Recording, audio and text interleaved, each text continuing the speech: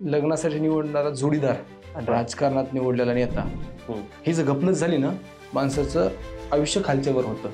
अंधभक्त होऊन जर नेत्याच्या मागे तुम्ही फिरलात ना, एका दिवशी तुमच्या हातात पश्चातापाशिवाय दुसरं काहीच येणार नाही. नेत्याला नेता म्हणून नेत्याच्या पोराला लगेच दादा बनवायचं, भैया बनवायचं, ही तुमची आमची मानसिकता गुलामीची ठरलेली आहे. नेत्याचं पोरग नेत्याच्या भरोश्यावर येणार, त्याचे सतरंजा उचल आपण गुत्त घेतलं का?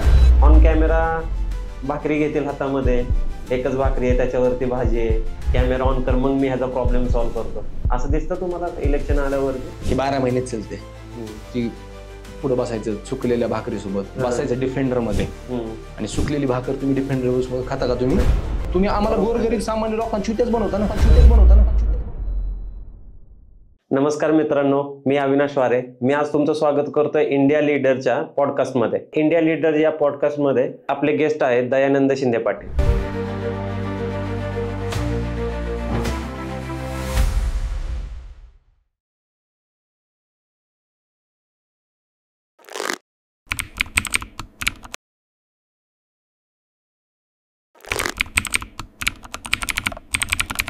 बापू, आपल्या लहानपणीची कोणती आठवण किंवा लहानपणी कशी जडणघडण झाली की ज्याच्यामुळे तुम्ही या सामाजिक क्षेत्रामध्ये आला? मी पहिल्यापासून आगाव खोडकर पोरगा, अगदी प्रामाणिकपणे सांगायला म्हणजे शिक्षणाचा रस नसलेला पोरगा मी. आणि आठवणी म्हणजे लहानपणीच्या इतक्या आठवणी मला आठवतंय मी 6वी पर्यंत चप्पलच घालत नव्हतो. चप्पल घालत नव्हतो, पण पहिल्यापासून अंगामध्ये हा कुठंतरी पहिल्यापासून आगून होतं. म्हणजे क्रिकेटची टीम असली वर्गामध्ये तर ह्याचा कॅप्टन मी होणार. क्रिकेट तर मला येणार नाही, पण कॅप्टन मला व्हायचंय. आणि माझे लहानपण अनवाणी फिरण्यात भरपूर गेलं. शेताकडे विशेषतः गाव 7वी 8वी असताना अंडे खायला पार्टी करायची शेतात, ह्या गोष्टी करायच्या, पवायला जाणं, ऊस, शाळा बुडविणं. शाळा भरपूर बुडविली मी. शाळेला काय नाही, मार भरपूर खाल्ला वडिलांचा, शिक्षकाचा. आणि लहानपण म्हणजे काय, हालाकीची परिस्थिती होती. आणि आपण सर्वसामान्य घरातले लेकरं, आपले त्या गोष्टी माझ्यासोबत जे घडल्यात कदाचित बऱ्याच पोरांसोबत त्या घडल्यात. त्याचं वेगळं लहानपण काय नाही. म्हणजे फार तर आम्हाला मी सोनारीला वगैरे आजीसोबत जत्रेला जायचो. हे लहानपण आपलं हळूहळू चालत राहायचं. आता तुम्ही ज्यावेळेस मागं वळून बघता, आजचे तुम्ही आणि लहानपणीचे तुम्ही जर आज भेटला तर काय संवाद होईल तुमच्यामध्ये? तो दया मिस करेल. मी म्हणलं राव, तुला लय मिस करतो मी. आज तो जो होतो तो आज नाही, पण तेव्हा जी आवड होती ती आवड आज पण जपलेली आहे मी. तुम्ही राजकारणामध्ये आहात, राजकारणामध्ये तुम्ही छत्रपती शिवाजी महाराजांकडून काय प्रेरणा घेता? छत्रपती शिवरायांकडनं महाराष्ट्रच नव्हे किंवा मी एकटाच नव्हे तर जगभरातले सगळे लोक प्रेरणा घेतात. एक नेता म्हणून, एक राजा म्हणून, एक नौदल प्रमुख म्हणून, एक स्वराज्य संकल्प राजमाता जिजाऊंनी छत्रपती शिवरायांवर जे संस्कार केले होते, म्हणजे इथला माणूस नाही तर महाराष्ट्राचंच नाही तर देशाचं छत्रपती शिवाजी महाराजांचं नाव घेतल्याशिवाय इथला इतिहासच पूर्ण होऊ शकत नाही देशाचा. महाराजांकडून ही प्रेरणा घेतो की कधी न खचणे, कधी न थकणे, कधी न थांबणे, आणि सर्व जातीला, सर्व समाजाला, सर्व घटकाला समान न्याय देऊन एकजूट करणे हे महाराजांकडून मी शिकवून घेतो. आणि कायम आयुष्यभर आणि सगळ्याच महामानवांकडून शिक्षण, आपलं महाराष्ट्राला इतिहासच महामानवांचा आहे, तर महाराजांकडून मी शिकवून घेतो आणि कायम त्याच शिकवणीवर मी चालेल. बापू, तुम्ही विद्यार्थी चळवळीतून पुढे आला. विद्यार्थी चळवळीत तुम्ही विद्यार्थ्यांचे प्रश्न मांडले, कष्टकऱ्यांचे प्रश्न मांडले. तर ह्या विद्यार्थी चळवळीला सुरुवात कशी झाली तुमची?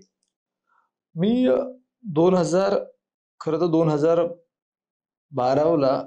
2012ला माझी 12वी झाली. फर्स्ट इयर साठी मी देवगिरी महाविद्यालय संभाजीनगरला आलो. तत्कालीन संभाजीनगरला आलो. संभाजीनगरमधून थोडंफार, पण संभाजीनगरमध्ये जास्त काय म्हणून रमलं नाही माझं. मी पुण्यात आलो. म्हणजे विद्यार्थी चळवळ ही 2009 पासूनच, म्हणजे 2009ला 10वी झाली तेव्हापासूनच विद्यार्थी राजकारणाची आवड होती. आणि पहिल्यापासून ह्या सगळ्या चळवळीत वगैरे असायचोच मी. पण खऱ्या अर्थानं सुरुवात झाली मग 14 पासून विद्यार्थी चळवळीमध्ये. पुण्यामध्ये शिक्षण MMCC कॉलेजला ऍडमिशन जसंही घेतलं तेव्हा खऱ्या अर्थानं चळवळीला सुरुवात झाली. तेव्हापासून विद्यार्थ्यांच्या प्रश्नावर बोलायला सुरुवात केली, आंदोलनाला सुरुवात केली. पहिली चळवळ कोणती केली आठवतं तुम्हाला?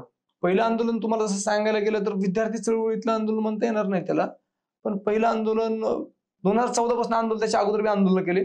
14ला कदाचित मला वाटतं गुडलक चौकात आम्ही पहिलं कुठलं तरी आंदोलन केलं होतं, चांगलं मोठं आंदोलन, लक्षात येत नाही सांगू. ह्या चळवळीमध्ये ज्यावेळेस तुम्ही चळवळ असते तुमची, आंदोलन असतं, आंदोलनामधला कोणता असा किस्सा आहे की तो किस्सा घडल्यानंतर तुम्हाला तुमची चळवळीला वेगळा टर्न भेटला, त्याच्यातून काहीतरी शिकला तुम्ही? शेतकरी संप झाला होता 1 जून 2016चा असेल. तेव्हा मी शेतकरी आंदोलनामध्ये होळ म्हणजे माझा जन्मगाव आहे होळ, तिकडं आंदोलन करत होतो. आम्ही रस्ता अडवला होता आणि तिथं मी भाषण केलं. पैकी शेतकऱ्यांच्या प्रश्नावर भाषण केलं आणि ते भाषण रात्री केलं आणि मी माझ्या फेसबुकला अपलोड केलं. त्या भाषणाचा मला फारसा काही विषय भाषण मी त्या काही व्हायरल इंडिया नावाचं एक कुठलं तरी युट्यूब चॅनल होतं. त्या व्हायरल इंडियानं ते चॅनल ते भाषण घेतलं आणि त्यांच्या ह्याच्यावर अपडेट केलं. ते अजूनही तुम्हाला व्हायरल. आणि सकाळी मी झोपीत होतो तेव्हा मला बऱ्याचशा लोकांचे फोन येऊन गेले की अरे तुझं भाषण 1 लाख लोकांना ऐकलं, 2 लाख. हे त्याला वेगळी कलाटणी बसली. 2016 मध्ये वेगळी कलाटणी बसली आणि तेव्हा मी 2016ला 16 पासून मी 15 पासून शेतकरी पुत्र हॅशटॅग वापर, शेतकरी पुत्र, युवकांचा मित्र शेतकरी पुत्र म्हणून. आणि त्या व्हायरल इंडियाने ते नाव दिलं होतं की शेतकरी पुत्राचं भाषण पठ्ठ्याचा आक्रोश जगभर घासते म्हणून.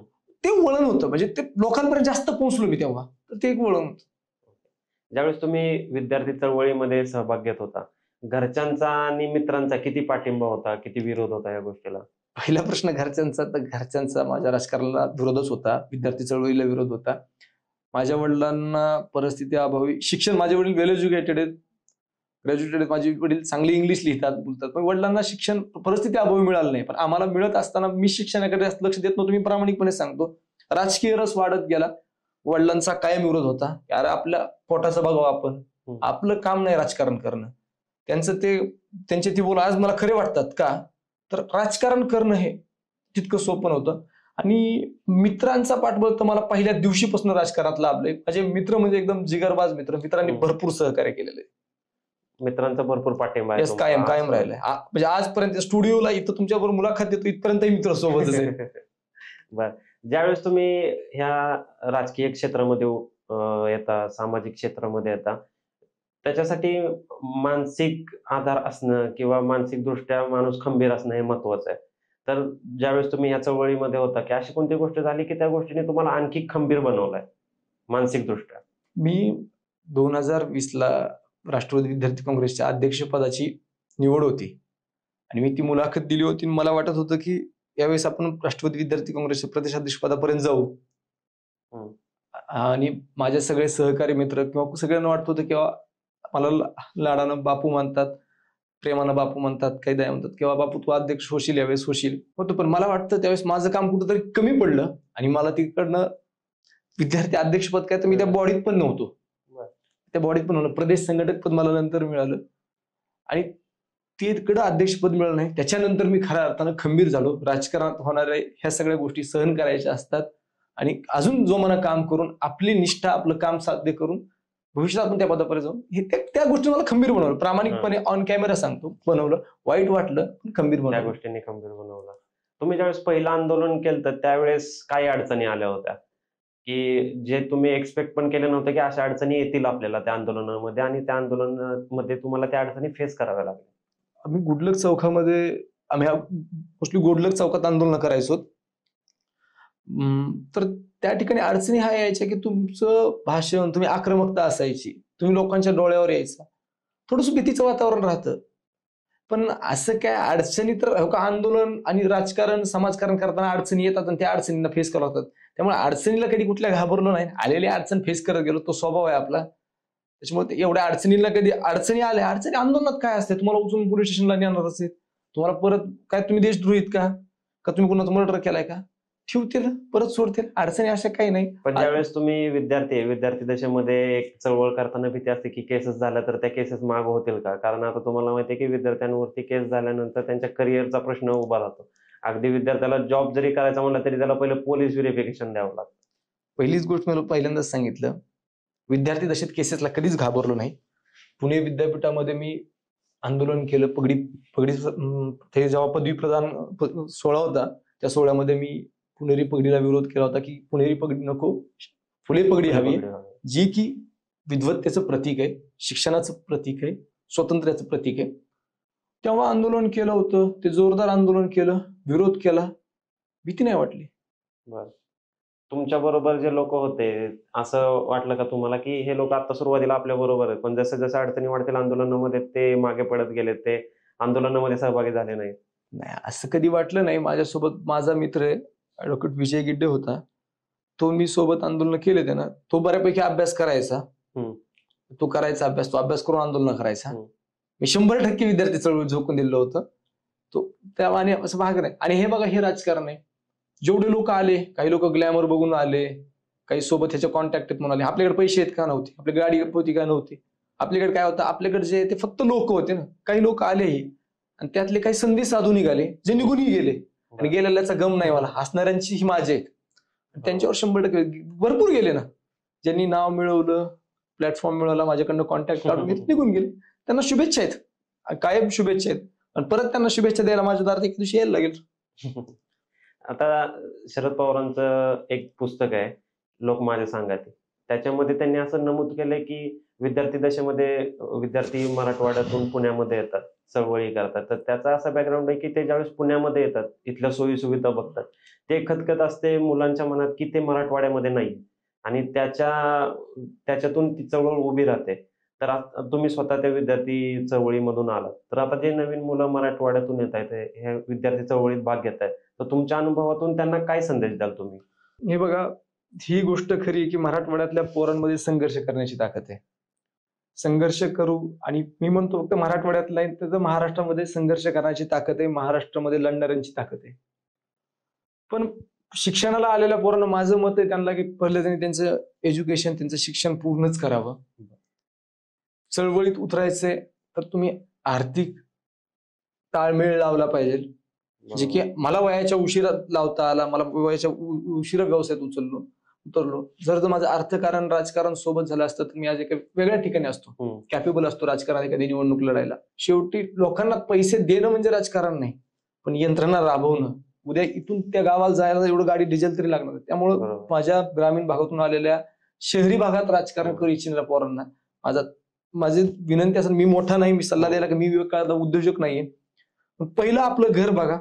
आपल्या घरात 4 पैसे आल्याच्या नंतर मग आपण राजकारणात 100% उतरा, काय अडचण नाही. बरोबर. असं जसं तुम्ही एक आर्थिक दृष्टिकोन दिला की चळवळीमध्ये जरी तुम्ही आला तरी आर्थिक दृष्ट्या आपण सबळ पाहिजे, तर आता जे लोक राजकारणामध्ये येत आहेत, समाजकारणामध्ये येत आहेत, तर त्यांना आणखी काय सांगाल तुम्ही की ह्या अडचणी बाबा तुमच्यासमोर आहेत?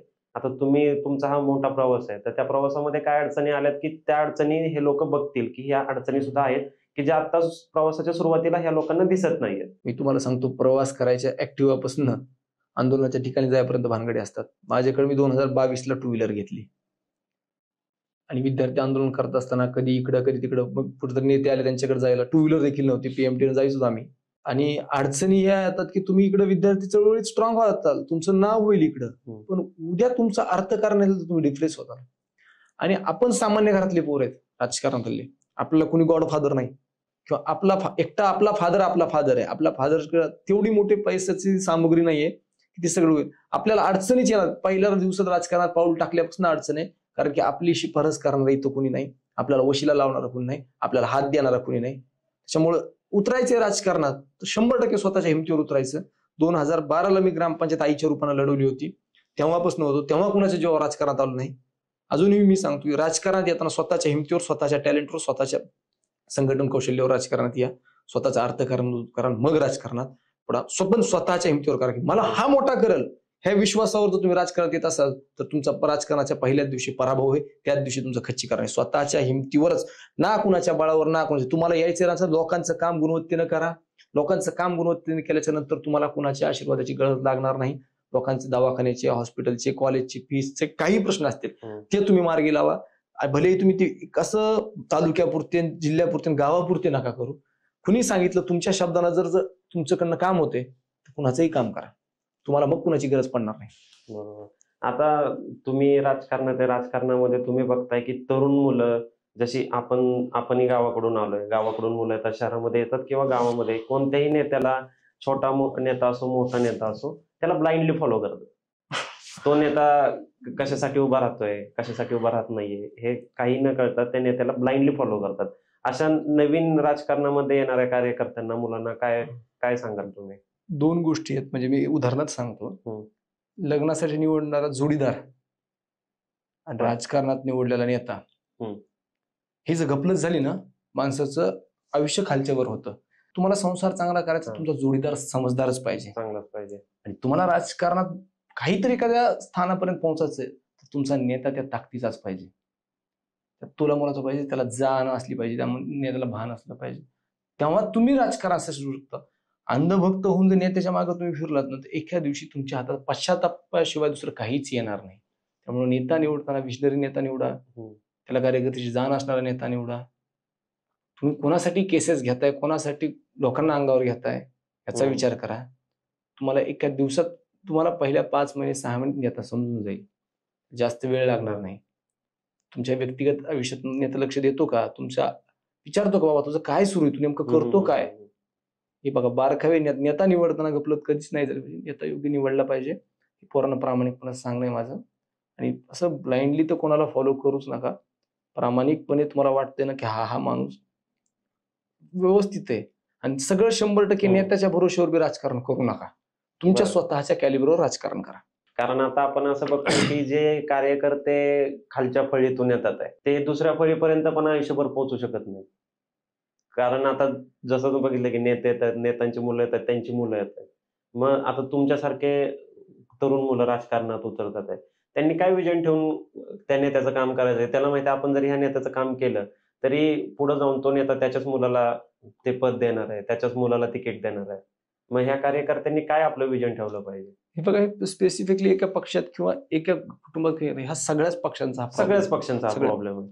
आणि ह्या सगळ्याच पक्षातल्या कार्यकर्त्यांचा भोंदू पण आहे की नेत्याला नेता म्हणलं, नेत्याच्या पोराला लगेच दादा बनवायचं, भैया बनवायचं. ही तुमची आमची मानसिकता गुलामीची ठरलेली आहे. जिथं वाटतंय ना की आपल्याला संधी भेटत नाही, बंड करा ना. तुम्ही त्यांच्या जीवावर जगताय का. कार्यकर्त्याचं राजकारण स्वप्नच मरत असतील. नेत्याला नेता मानू ना, नेत्यानं ते कष्ट केलेलं आहे. पुन्हा नेत्याचं पोरगं नेत्याच्या भरोश्यावर येणार, त्याचे सतरंजा उचलून आपण गुत्त घेतलं का. पोरांनी जबाबदारी राहिलं पाहिजे. बाबा कुणा माझ्या पक्षातला असू द्या, मी सांगतो उद्या माझ्या जागेवर जर माझा अधिकार असेल आणि तिथं कुणीतरी आणून बसवत असतील तर ह्याचा मला ठामपणे विरोध असेल. मानसिकता कार्यकर्त्यांनी बदलली पाहिजे. आणि नेत्याचं पोरगं येणार, उद्या नेत्याचं पोरगं बसणार, आपण काय करायचं. 10 वर्ष आपण केलेलं काम कुठे गेलं. ही मानसिकता कार्यकर्त्यांनी बदलली पाहिजे. नेत्याच्या पोराला नावानच तुम्ही बोला, त्याचं काय नाव आहे ना त्या नावानच नेत्याचा पोरगा असतं, त्याला लगेच दादा तो लगेच बॉस. जर तुम्ही करत असाल तर तुम्ही मानसिक गुलाम आहेत. माझी ती तयारी कधीच आयुष्यात नसणार आहे. भले हे राजकारण, माझं राजकारण नाही, व्यवसाय नाही ना. माझा बाबा शेतकरी माणूस आहे, शेतकरी माणूस आहे ना. मी ही मानसिकता कधीच तयार करून घेतलेली नाही, करून घेणार नाही, कधी मान्यही नाही. मला कार्यकर्ता म्हणून मान्य नाही. चळवळीतून आलेलो आहे, चळवळीच्या जीवावरच राजकारणात यशस्वी होईल. बरोबर. पण आता कार्यकर्त्यांना समजायला काय अडचणी येत आहेत की आता जसं तुम्ही प्रत्येक गावामध्ये फिरताय. तुम्ही बीड जिल्ह्यामधून आला, बीड जिल्ह्यामध्ये तुमचे एवढे वर्ष काम करताय, मला तर वाटतं प्रत्येक गावामध्ये तुमचे मित्र असतील. तुम्ही गावामध्ये जाता, पण हे ज्यावेळेस नेत्यांची मुलं येतात त्यांना फक्त वरच्या लेवलला अडचणी माहित असतात. मला तर वाटतं त्या अडचणी त्यांना कळतात का नाही ते पण माहित नाही. ह्या अडचणी तुम्हाला कळतात, पण ज्यावेळेस तुम्ही त्या लेवलपर्यंत जायचा प्रयत्न करता पण ते पद ते राजकारण्यांच्या मुलाला भेटतं. रिअल लाईफ आणि रील्स लाईफ हे 2 लाईफ आल्यात आता. रिअल आणि रील्स. प्रामाणिकपणे सांगतो, मी काही लोक बघतो ज्यांना 2-2, 3-3 लाख फॉलोअर्स आहेत. 0% नाही. त्याच्यावर फक्त ते आता नवीन आले गाणं बघायचं, सबसे ऊपर रतबा तेरा. पोरांना बी, कार्यकर्त्यांना काय पाहिजे, कार्यकर्त्याची मानसिकता सांगतो. आता माझ्याकडे काय मोठी गाडी गुडी नाही, एक छोटी गाडी, बारकी कार आहे. आज पोरांची म्हणत नेता कोण, ज्याच्याकडे स्कॉर्पिओ ब्लॅक कलरची असेल, फॉर्च्युनर, त्याच्याकडे हातात 2 असते, फोल्ड केलेला मोबाईल सॅमसंगचा, दुसरा 1-2 मोबाईल, त्याच्याकडे स्लिम चप्पल. आता आमच्यासारखे कपडे, आम्ही लई कडक राहिलो होतो. म्हणजे मोबाईल, मग ते बॅनर लावले पाहिजे, रील्स बनवले पाहिजेत. आणि ही रील्सच्या माध्यमातूनच सांगतोय मी. ह्या इथं रिअल लोक आज लोकांना जमत नाहीत, आर्टिफिशियल लोक लागतायत. रील, गाड्या घोड्या, बोर्न उतरणार, लगेच ती नमस्कार, लगेच रील बनणार, मग ती हवा. त्याचं सामाजिक काम, त्याची चळवळ, त्याची प्रगल्भता, त्याची वैचारिक पळ, हेच कुठंच मान नाही. ही आपण आहेत, आपण मध्यमवर्गीय. म्हणजे आज दयानंद शिंदे नाही जमणार, गरीबच आहे ना. काम आहे का, 100% तुझं काम आहे बापू, पण मग आपल्याकडं कसं त्यावरूनच हे करेल की आपलं काय करेल. आपण मानसिक गुलामच झालोत ना. गरीबाचं पोरग गरीबाच्या लेकराला नेता नको, मोठ्याच्या पोराला नेता म्हणायचं, गरीबाच्या लेकराला कोण नेता म्हणणार. नेता कोण करणार त्याला. काळ गेलाय. 2014च्या अगोदरच काळ होता, 14च्या 12च्या होता, आता काळच संपलाय तो. प्रामाणिक चळवळीत काम करणाऱ्या पोरांना चिकळ एक जाण असणारे फार कमी लोक राहिलेत आज. बरोबर. आता इलेक्शन चालू होत आहेत, सगळे महानगरपालिकांचे वगैरे येतील. नेत्यांचा ज्यावेळेस इलेक्शन येतं, नेत्यांच्या वागण्यामध्ये असा फरक पडतो की ऑन कॅमेरा भाकरी घेतील हातामध्ये, एकच भाकरी आहे त्याच्यावरती भाजी आहे, किंवा कोणाचं तरी काम आता एखाद्या नेत्याला फोन आला कोणाचा, पहिला कॅमेरा ऑन करायचा, कॅमेरा ऑन कर मग मी ह्याचा प्रॉब्लेम सॉल्व्ह करतो, असं दिसतं तुम्हाला इलेक्शन आल्यावरती? हे 12 महिनेच चालते. ती पुढे बसायचं सुकलेल्या भाकरीसोबत, बसायचं डिफेंडर मध्ये, आणि सुकलेली भाकर तुम्ही डिफेंडर सोबत खाता का तुम्ही? गाडी तुमची 2 कोटीची आहे, 2 कोटी, मग भाकरी खाता? तुम्ही चुत्या कोणाला बनवताय? तुम्ही आम्हाला गोरगरीब सामान्य लोकांना चुत्याच बनवता ना. हो का? मी सांगतो, मी चांगल्या हॉटेलमध्ये जातो का? 100% जातो. मटण खायला चांगल्या हॉटेलमध्ये जातो, आवडतं ना बाबा.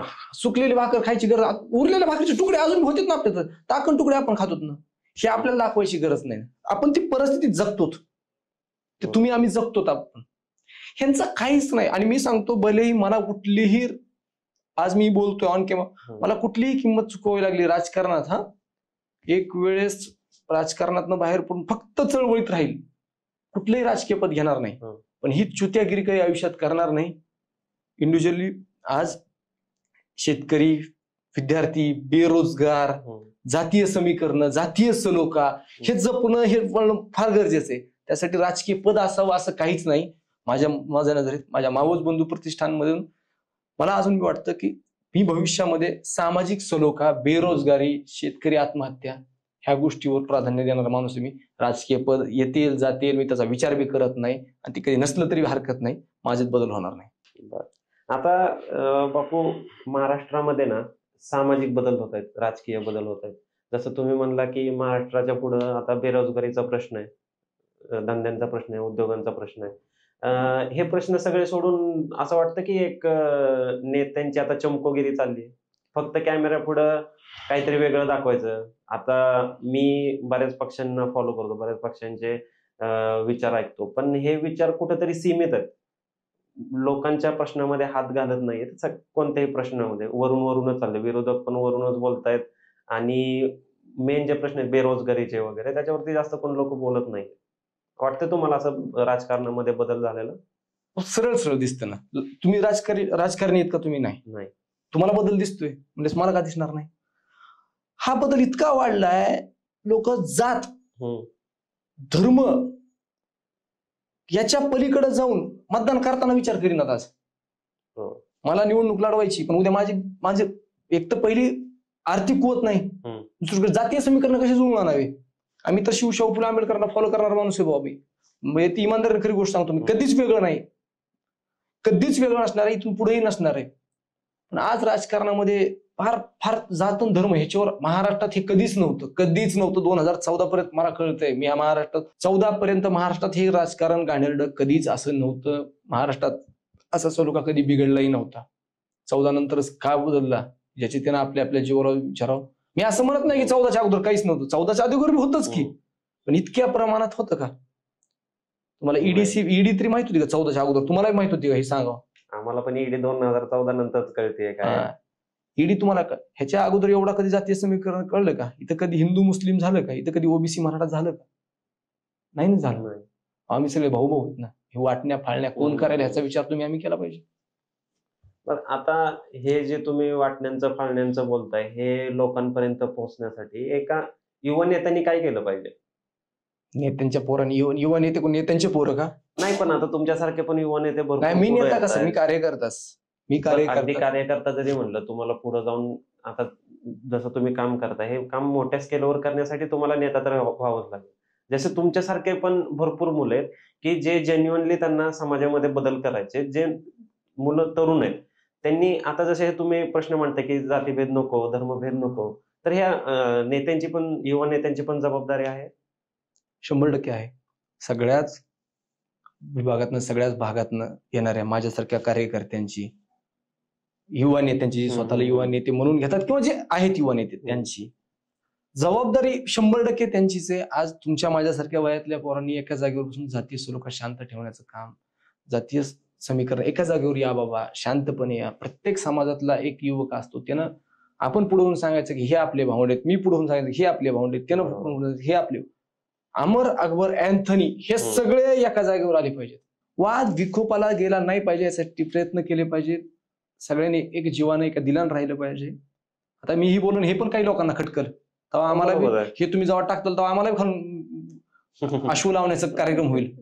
ही लय शान आहे का माझं शहाणपण माझ्या जवळ आहे, मी आयुष्यभर हे शहाणपण जपल. सारे जहां से अच्छा हिंदुस्तान हमारा, हम बोले उसकी वो गुलिस्तान हमारा. आपण म्हणतो ना आम्ही सगळे भावंडन, मग पुन्हा इथून येऊन वाटण्या गाठण्या करायच्या कुणी शिकवलं हे? बरं हे तर शाळेत रुजविले ना आपल्याला, मग ते विसरलात का आपण?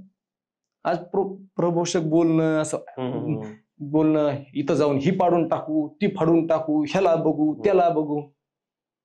अरे काय वांग चिरले चिराचिरीची भाषा बोलायला ती काही पद्धत नाही.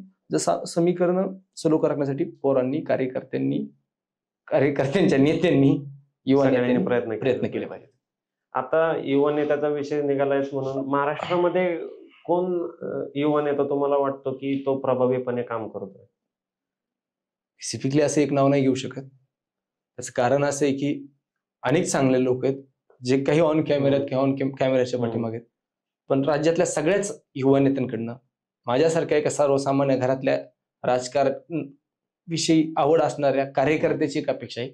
तुमच्या सगळ्यांकडनंच आम्हाला अपेक्षा आहेत, ते सगळ्याच पक्षातल्या कार्यकर्त्यांना, युवा नेत्यांकडनं अपेक्षा आहेत. ह्या सगळ्यांनीच पुढे येऊन महाराष्ट्र धर्म राखण्यासाठी एक मूठ बांधली पाहिजे, सगळ्याच पक्षातल्यांनी. आता तुम्ही तुमचे आयडल युवा नेते कोण आहेत की ज्यांना बघून तुम्ही काम करता, की ज्यांचं काम तुम्हाला चांगलं वाटतं?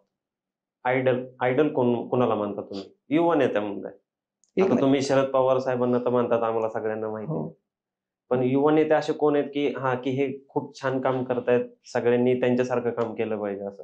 नाही, सगळ्या पक्षामध्ये भरपूर वेगळे. बरं, राष्ट्रवादीचं सांगा तुम्ही.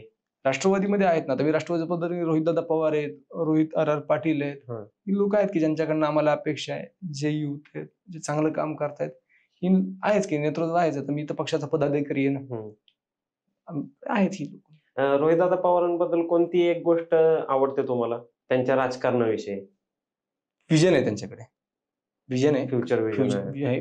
त्यांनी कर्जत जामखेडमध्ये चांगल्या प्रकारे काम केले, दादांकडे विजन आहे.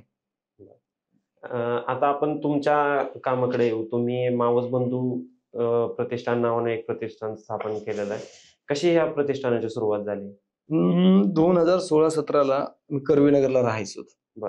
करवीनगरला राहत असताना असे अनेक माझे बरेचसे परभणीचे, शेलूचे, उस्मानाबादचे, नांदेडचे, लातूरचे, नागपूरचे, सोलापूरचे, सातारचे, असे महाराष्ट्रातले सगळीकडचे आम्ही आहेत. असं एखाद्या लोकांना इंट्रोड्यूस करतात आणि हे आपला भाऊ म्हणून सांगतात. हा भाऊ कसा, ह्याचं आडनाव तर वेगळं आहे की, ह्याचं आडनाव काय आहे, ह्याचं आडनाव कदम आहे, तुझं आडनाव शिंदे, ह्याचं आडनाव आडळकर आहे, ह्याचं वेगळं आहे, ह्याचं गिड्डे आहे, ह्याचं बीर आहे, असं काय वेगवेगळे नाव असायचे. मग तो माझा मावस भाऊ आहे बाबा, जात धर्म काही विषयच नाही ना, मावस भावाला मावशीचा मुलगा. बरोबर. नाही, ही आयडिया तुम्ही चांगली काढली, कारण आपल्यामध्ये महाराष्ट्रामध्ये आडनाव विचारायची खूप घाण सवय आहे. तुम्हाला वाटतं की ते आडनाव यासाठी विचारायचं असतं, त्याची जात माहिती करून घ्यायची. आता माझं आडनाव शिंदे, लय प्रॉफिट आहे प्रॉफिटमध्ये मी, आपलं कळतच नाही आपली जात कुठली ती. पण शिंदे आजकाल जास्त प्रॉफिट मध्ये, सगळे शिंदे प्रॉफिट मध्ये नाहीत ना, हे शिंदे अजून तिथंच आहेत. 4 शिंदेचे घर हे झाले आणि सगळे शिंदे सारखे नाहीत. काही शिंदे महाराष्ट्र धर्मासाठी लढणारेच आहेत, महाराष्ट्र धर्मावर प्रेम करणारेच आहेत, महाराष्ट्राचीच जय म्हणणारे. आम्हाला काय आपलं लपवायसारखं आपल्याकडे काही नाही. काही शिंदे असतील प्रॉफिट मध्ये, हे शिंदे आहेत तिथंच आहेत. आता ह्या शिंदेनी ज्यावेळेस मावस भाऊ प्रतिष्ठान काढलं, किती लोक सुरुवातीला होते तुमच्या बरोबर? आम्ही सुरुवातीच्या काळात तरी बी आम्ही 50-60 लोक असायचो. ती वाढत 1100, 100, 200, 300, 1000 गेला. बरं, 1000 गेला. मला आजपर्यंत त्याच्यावर एवढं अजून काही कारण नाही, पण कदाचित ऑगस्टमध्ये आमचं सुरू आहे. ऑगस्टमध्ये पहिला मावस बंधू प्रतिष्ठानचा आम्ही मेळावा घेतोय. रजिस्ट्रेशन झाले, रजिस्टर्ड आहे मावस बंधू प्रतिष्ठान, त्याचा मी संस्थापक अध्यक्ष आहे, रजिस्टर्ड आहे. ऑगस्टमध्ये त्याचा आम्ही मेळावा घेतोय. त्या मेळाव्याचं आणि मावस बंधू प्रतिष्ठानचं उद्देश मी तिथे स्पष्ट करेल. आता मावस बंधू प्रतिष्ठान नेमकं काम काय करतात? हे एक प्रतिष्ठान आहे, ही एक सगळ्यांनी पोरांनी एका जागेवर बसून तयार केलं त्यांचं स्वतःचा हक्काचं व्यासपीठ आहे. ह्याचा काही मी मालक नाही किंवा मी त्याचा लीडर आहे असं काही नाही. हे वाढवण्यासाठी भरपूर हात आहेत पाठीमागं. मावस बंधू जी प्रयत्न करतोय का, जो प्रयत्न करणार आहे, ज्याला तो मग ग्रामीणचा असेल, शहरातला असेल, ग्रामीणचा असेल, त्याला एखादा काही व्यवसाय करायचा आहे, मावस बंधू प्रतिष्ठान पैसे तर नाही देऊ शकत. प्रतिष्ठान सगळे गरीब फाटक्या पोर आहेत, पण प्रतिष्ठानचे जे संपर्क आहे तर ते संपर्क त्याला देऊ शकणार, त्याला जागा बघायला मदत करणार. शहरातला मुलगा आहे, तो काहीतरी करू इच्छितोय, तो काहीतरी करणार आहे, 100% मावस बंधू प्रतिष्ठान त्याच्या मागे. मावस बंधू प्रतिष्ठानची जी असणारा संपर्क आहे तो त्याला देऊ. मावस बंधू प्रतिष्ठानमधून असणारे जोडले गेलेले उद्योजक आहेत, मावस बंधू प्रतिष्ठानमधून जोडले गेलेले भरपूर व्यावसायिक आहेत, पुण्यातले असतील, महाराष्ट्रभरातले कुठलेही असतील, फार फळ विक्रेतेपासून कारखानदारापर्यंत आहेत. व्यक्तिगत मी अशा लोकांमध्ये राहतो, उठतो, बसतो, तर ती मदत करू शकतो. मग तो पोरगा कुठल्या भागातला आहे, ग्रामीणचा आहे का शहराचा आहे, ह्याचा मावस बंधू प्रतिष्ठान कधीच विचार करणार नाही. आणि मावस बंधू प्रतिष्ठान हा तुम्हाला कधीच रील्स मध्ये दिसणार नाही, रिअल मध्येच दिसेल. गोरगरिबाचे मळके फाटके तुटके कपडे घातले पोरं असतील, माझ्याकडे मोठे मोठे हास्टे खष्टे पोरं नसतील, मी त्या पोरांसोबत आणि मावस बंधू प्रतिष्ठानच्या येणारा त्याच्या फॅमिलीला सुख समाधान वाटेल असं काहीतरी आम्ही करू. आता मावस बंधू प्रतिष्ठान तुम्ही फक्त ग्रामीण भागामध्येच चालू आहे की शहरी भागामध्ये पण काम करताय त्याच्यावर? तुम्हाला आता तेच सांगितलं, मावस बंधू प्रतिष्ठान काय. तर मी ग्रामीण मधून त्याच्यामुळे ते पोरं अप्रोच झाले, पण शहरी भागातले भरपूर पोर आहेत ना. प्रयत्न करतोय का, ज्याला काहीतरी करायचं आहे आयुष्यात, व्यवसाय करायचा आहे छोटा मोठा, काय चहाचा टप्पे टाकायचे असेल, बूट पॉलिशचा व्यवसाय करायचा असेल, जो प्रयत्न करणार आहे, ज्याला काहीतरी करायचंय, त्या सगळ्यांसाठी मावस बंधू प्रतिष्ठान. ना की तो फक्त ग्रामीण आणि शहरी, कुठलाही असेल माणूस, आणि राज्यभरातला कुठल्याही कोपऱ्यातला, छत्तीस जिल्ह्यातला कुठलाही असेल, तिथपर्यंतही असेल. मी तुम्हाला इथं नंबर ठेवून दाखवू शकतो, प्रत्येक जिल्ह्यातला नंबर तुम्हाला असं एक दाखवू शकतो, ऑन कॅमेरा दाखवू शकतो. प्रत्येक जिल्ह्यामधले मुलं आहेत 100%. तुमच्या सातारा जिल्ह्यात तुमच्या फलटणचे पण 2-3 मुलं असतील, तुम्हाला नंबर मी त्यांना फोन करून सांगू शकतो. बरोबर. आता जसं मावस बंधू प्रतिष्ठान आहे, काय विजन ठेवले फ्युचरसाठी की भविष्यामध्ये आपल्याला काय करायचंय मावस बंधू प्रतिष्ठान? मी तुम्हाला आता एक सांगितलं की आमचं सुरू आहे, ऑगस्टमध्ये आम्ही मावस बंधू प्रतिष्ठानचा मेळावा घ्यायच्या विचारात आहोत, तेव्हा मी तुम्हाला आवर्जून सांगेल. मावस बंधू प्रतिष्ठान हे सामाजिक सलोखा आणि जी युवक मित्र असतील ज्यांना की व्यवसाय नोकरीमध्ये कुठे अडचणी येत आहेत, जसं की बाबा एखादा मित्र आहे जो की इथल्या मित्राला एखाद्या माझ्या मुंबईमध्ये व्यवसाय करायचा आहे, त्याला काय मुंबईमध्ये पोहेचं हॉटेल टाकायचंय, गाडा टाकायचा आहे, तिथं ओळख नाही, तिथं जागा नाही, तिथं संपर्क नाही, पण तसे मग मुंबईमध्ये आपले संपर्क आहेत, बाबा माझा एखादा कोणीतरी सहकार्य असेल किंवा ह्याच्यासाठी तिथं जागा बघ. सामाजिक सलोखा आहे. कुठल्याही, मी पहिलं सांगतो ना, आम्ही मावस बंधू ना जातीचे ने पातीचे, आम्ही महाराष्ट्राच्या मातीचे. कुठल्या जातीचे मावस बंधू ही कुठलीही जात असू शकत नाही. प्रत्येक मावस बंधू हा ती कुठल्याही जाती धर्माचा, मी परत परत सांगतोय, मावस बंधूच असेल तो. आणि मावस बंधूचं विजन हेच असेल, बेरोजगारीवर बोलू, शेतकऱ्यांवर, कष्टकऱ्यांवर, युवकांवर बोलू, कुठल्याही राजकीय पक्षाशी निगडीत राहून काम करणार नाही. व्यक्तिगत मी एका राजकीय पक्षाचा पदाधिकारी आहे, जेव्हा लोकांना माझ्यावर भरोसा वाटणार नाही ना, की नाही हे राजकीय पक्षाचं आहे, आजपर्यंत चुकीला चूक म्हणलेला कार्यकर्ता आहे, चुकीला चूक इथून पुढेही म्हणत राहील. मावस बंधू येणाऱ्या काळामध्ये गोर गरीब, कष्टकरी, बेरोजगार, खोतकरू, काहीतरी जिद्दीनं करणाऱ्या पोराच्या पाठीमागे ठामपणे सोबत उभा असेल, त्यांचे संपर्क देतील. मावस बंधू त्यांना कुठून फाईन काय करायची, पीएमजीपीत कसं जायचं, सीएमजीपीत काय करायचे, कुठल्या काय आमचा याच्यामध्ये सगळे पोरं शिकलेले आहेत. काही आमचे एमबीबीएस आहेत, काही सीए आहेत, काही मार्केटिंग हेड आहेत, काही जणांचे हॉटेल आहेत, हे व्यावसायिक पोर आहेत मावस बंधू सगळे. कॉन्ट्रॅक्टर आहेत, काही सिव्हिल कॉन्ट्रॅक्टर आहेत, काही इलेक्ट्रिक कॉन्ट्रॅक्टर आहेत, काही रिसायकलिंग मध्ये आहेत, काही जण चांगले हॉटेल्स आहेत, काही जणांच्या टूर्स अँड ट्रॅव्हल्सच्या गाड्या आहेत. हे सगळे पोर आहेत. काही कला क्षेत्रातले आहेत, काही रायटिंग क्षेत्रातले आहेत. मग कुठलीही जी मदत लागेल ती व्यक्ती तर आपल्याकडे आहेत, गायडन्स करणारे. बँकेमध्ये काही मॅनेजर आहेत.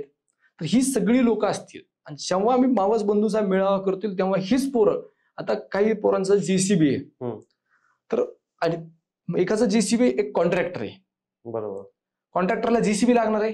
कॉन्ट्रॅक्टर कोणाचा आहे? मावस बंधूचा. जेसीबी कोणाचा आहे? मावस बंधूचा. बाबा तू तर कोणाचं तर कोणाचं घेणार आहे, तुझं 6 महिने काम चालणार आहे, हे आपल्या माणसाचं घेणं. बरोबर. दोन्ही लोकांना कनेक्ट करायचं. चहाची टपरी तुमची आहे, दुधाचा व्यवसाय ह्याचा आहे ना, ह्याचं दूध तू घे ना, बरोबर. ह्याचं ऑफिस आहे, तू चहा त्याच्या ऑफिसला दे ना, आणि ऑफिसवाला तू घे ना ह्याच्याकडनं चहा. ही साखळी जोडून आम्ही मावस बंधू प्रतिष्ठानचा आम्ही मेळावा घेऊ. ऑगस्टमध्ये आमचे प्रयत्न सुरू आहेत, तेव्हा व्यावसायिक स्वरूपाचा घेऊ. राजकीय, बाबा कोणाला राजकीय महत्वाकांक्षा आहे, तू कुठल्याही पक्षात फिर, त्याच्याशी काही येणं नाही. तू तुझा पक्ष निवड, तिकडे फिर. मावस बंधू प्रतिष्ठान हे पक्षाचं समर्थन करायला नाही, पण मावस बंधू महाराष्ट्र धर्म, मराठी, शेतकरी, बेरोजगार आणि सामाजिक सलोखा महाराष्ट्रात बिघडू देणार नाही. शेतकऱ्यांसोबत असेल, युवकांसोबत, बेरोजगारांसोबत इथला सामाजिक सलोखा जपून ठेवण्यासाठी मावस बंधू प्रतिष्ठान काम करेल. ना की कुठल्या पक्षासाठी मी व्यक्तिगत कुठल्याही राजकीय पक्षात असलो तरी मावस बंधू प्रतिष्ठान ही कुठल्याही राजकीय राजकीय पक्षाच्या दारात जाणार नाही किंवा राजकीय पक्षाशी निगडीत असणार नाही. त्यातले प्रत्येक जण पदाधिकारी आपल्या आपल्या पद्धतीनं त्यातले जे असतील त्याने आपल्या आपल्या पक्षाने आपलं आपलं काम करा, काही याच्याशी आपल्याला प्रॉब्लेम नाही. मावस बंधूचं जे काम असेल ते सामाजिक असेल, त्या प्रश्नावर लढायचे आणि जास्तीत जास्त कसं पोरांना राजकारणाकडनं व्यवसायाकडे आणता येईल हे प्रयत्न करा. कारण की मी ते भोगलेलं आहे. बरोबर. मी फार उशिरा व्यवसायात आलो. जे काय छोटं 2 रुपयाचं असेल, काय करत असेल, फार उशिरा आलेलो आहे. वेळ निघून गेल्याच्या नंतर काही नसतं. आपल्या मायबापाला आपल्याकडनं सुख मिळालं पाहिजे तर खरे मावस बंधू प्रतिष्ठान हे काम करेल. आता जसं तुम्ही व्यवसायासाठी काम करताय, आता मराठी अमराठी हा मुद्दा तुम्हाला माहिती चालू आहे.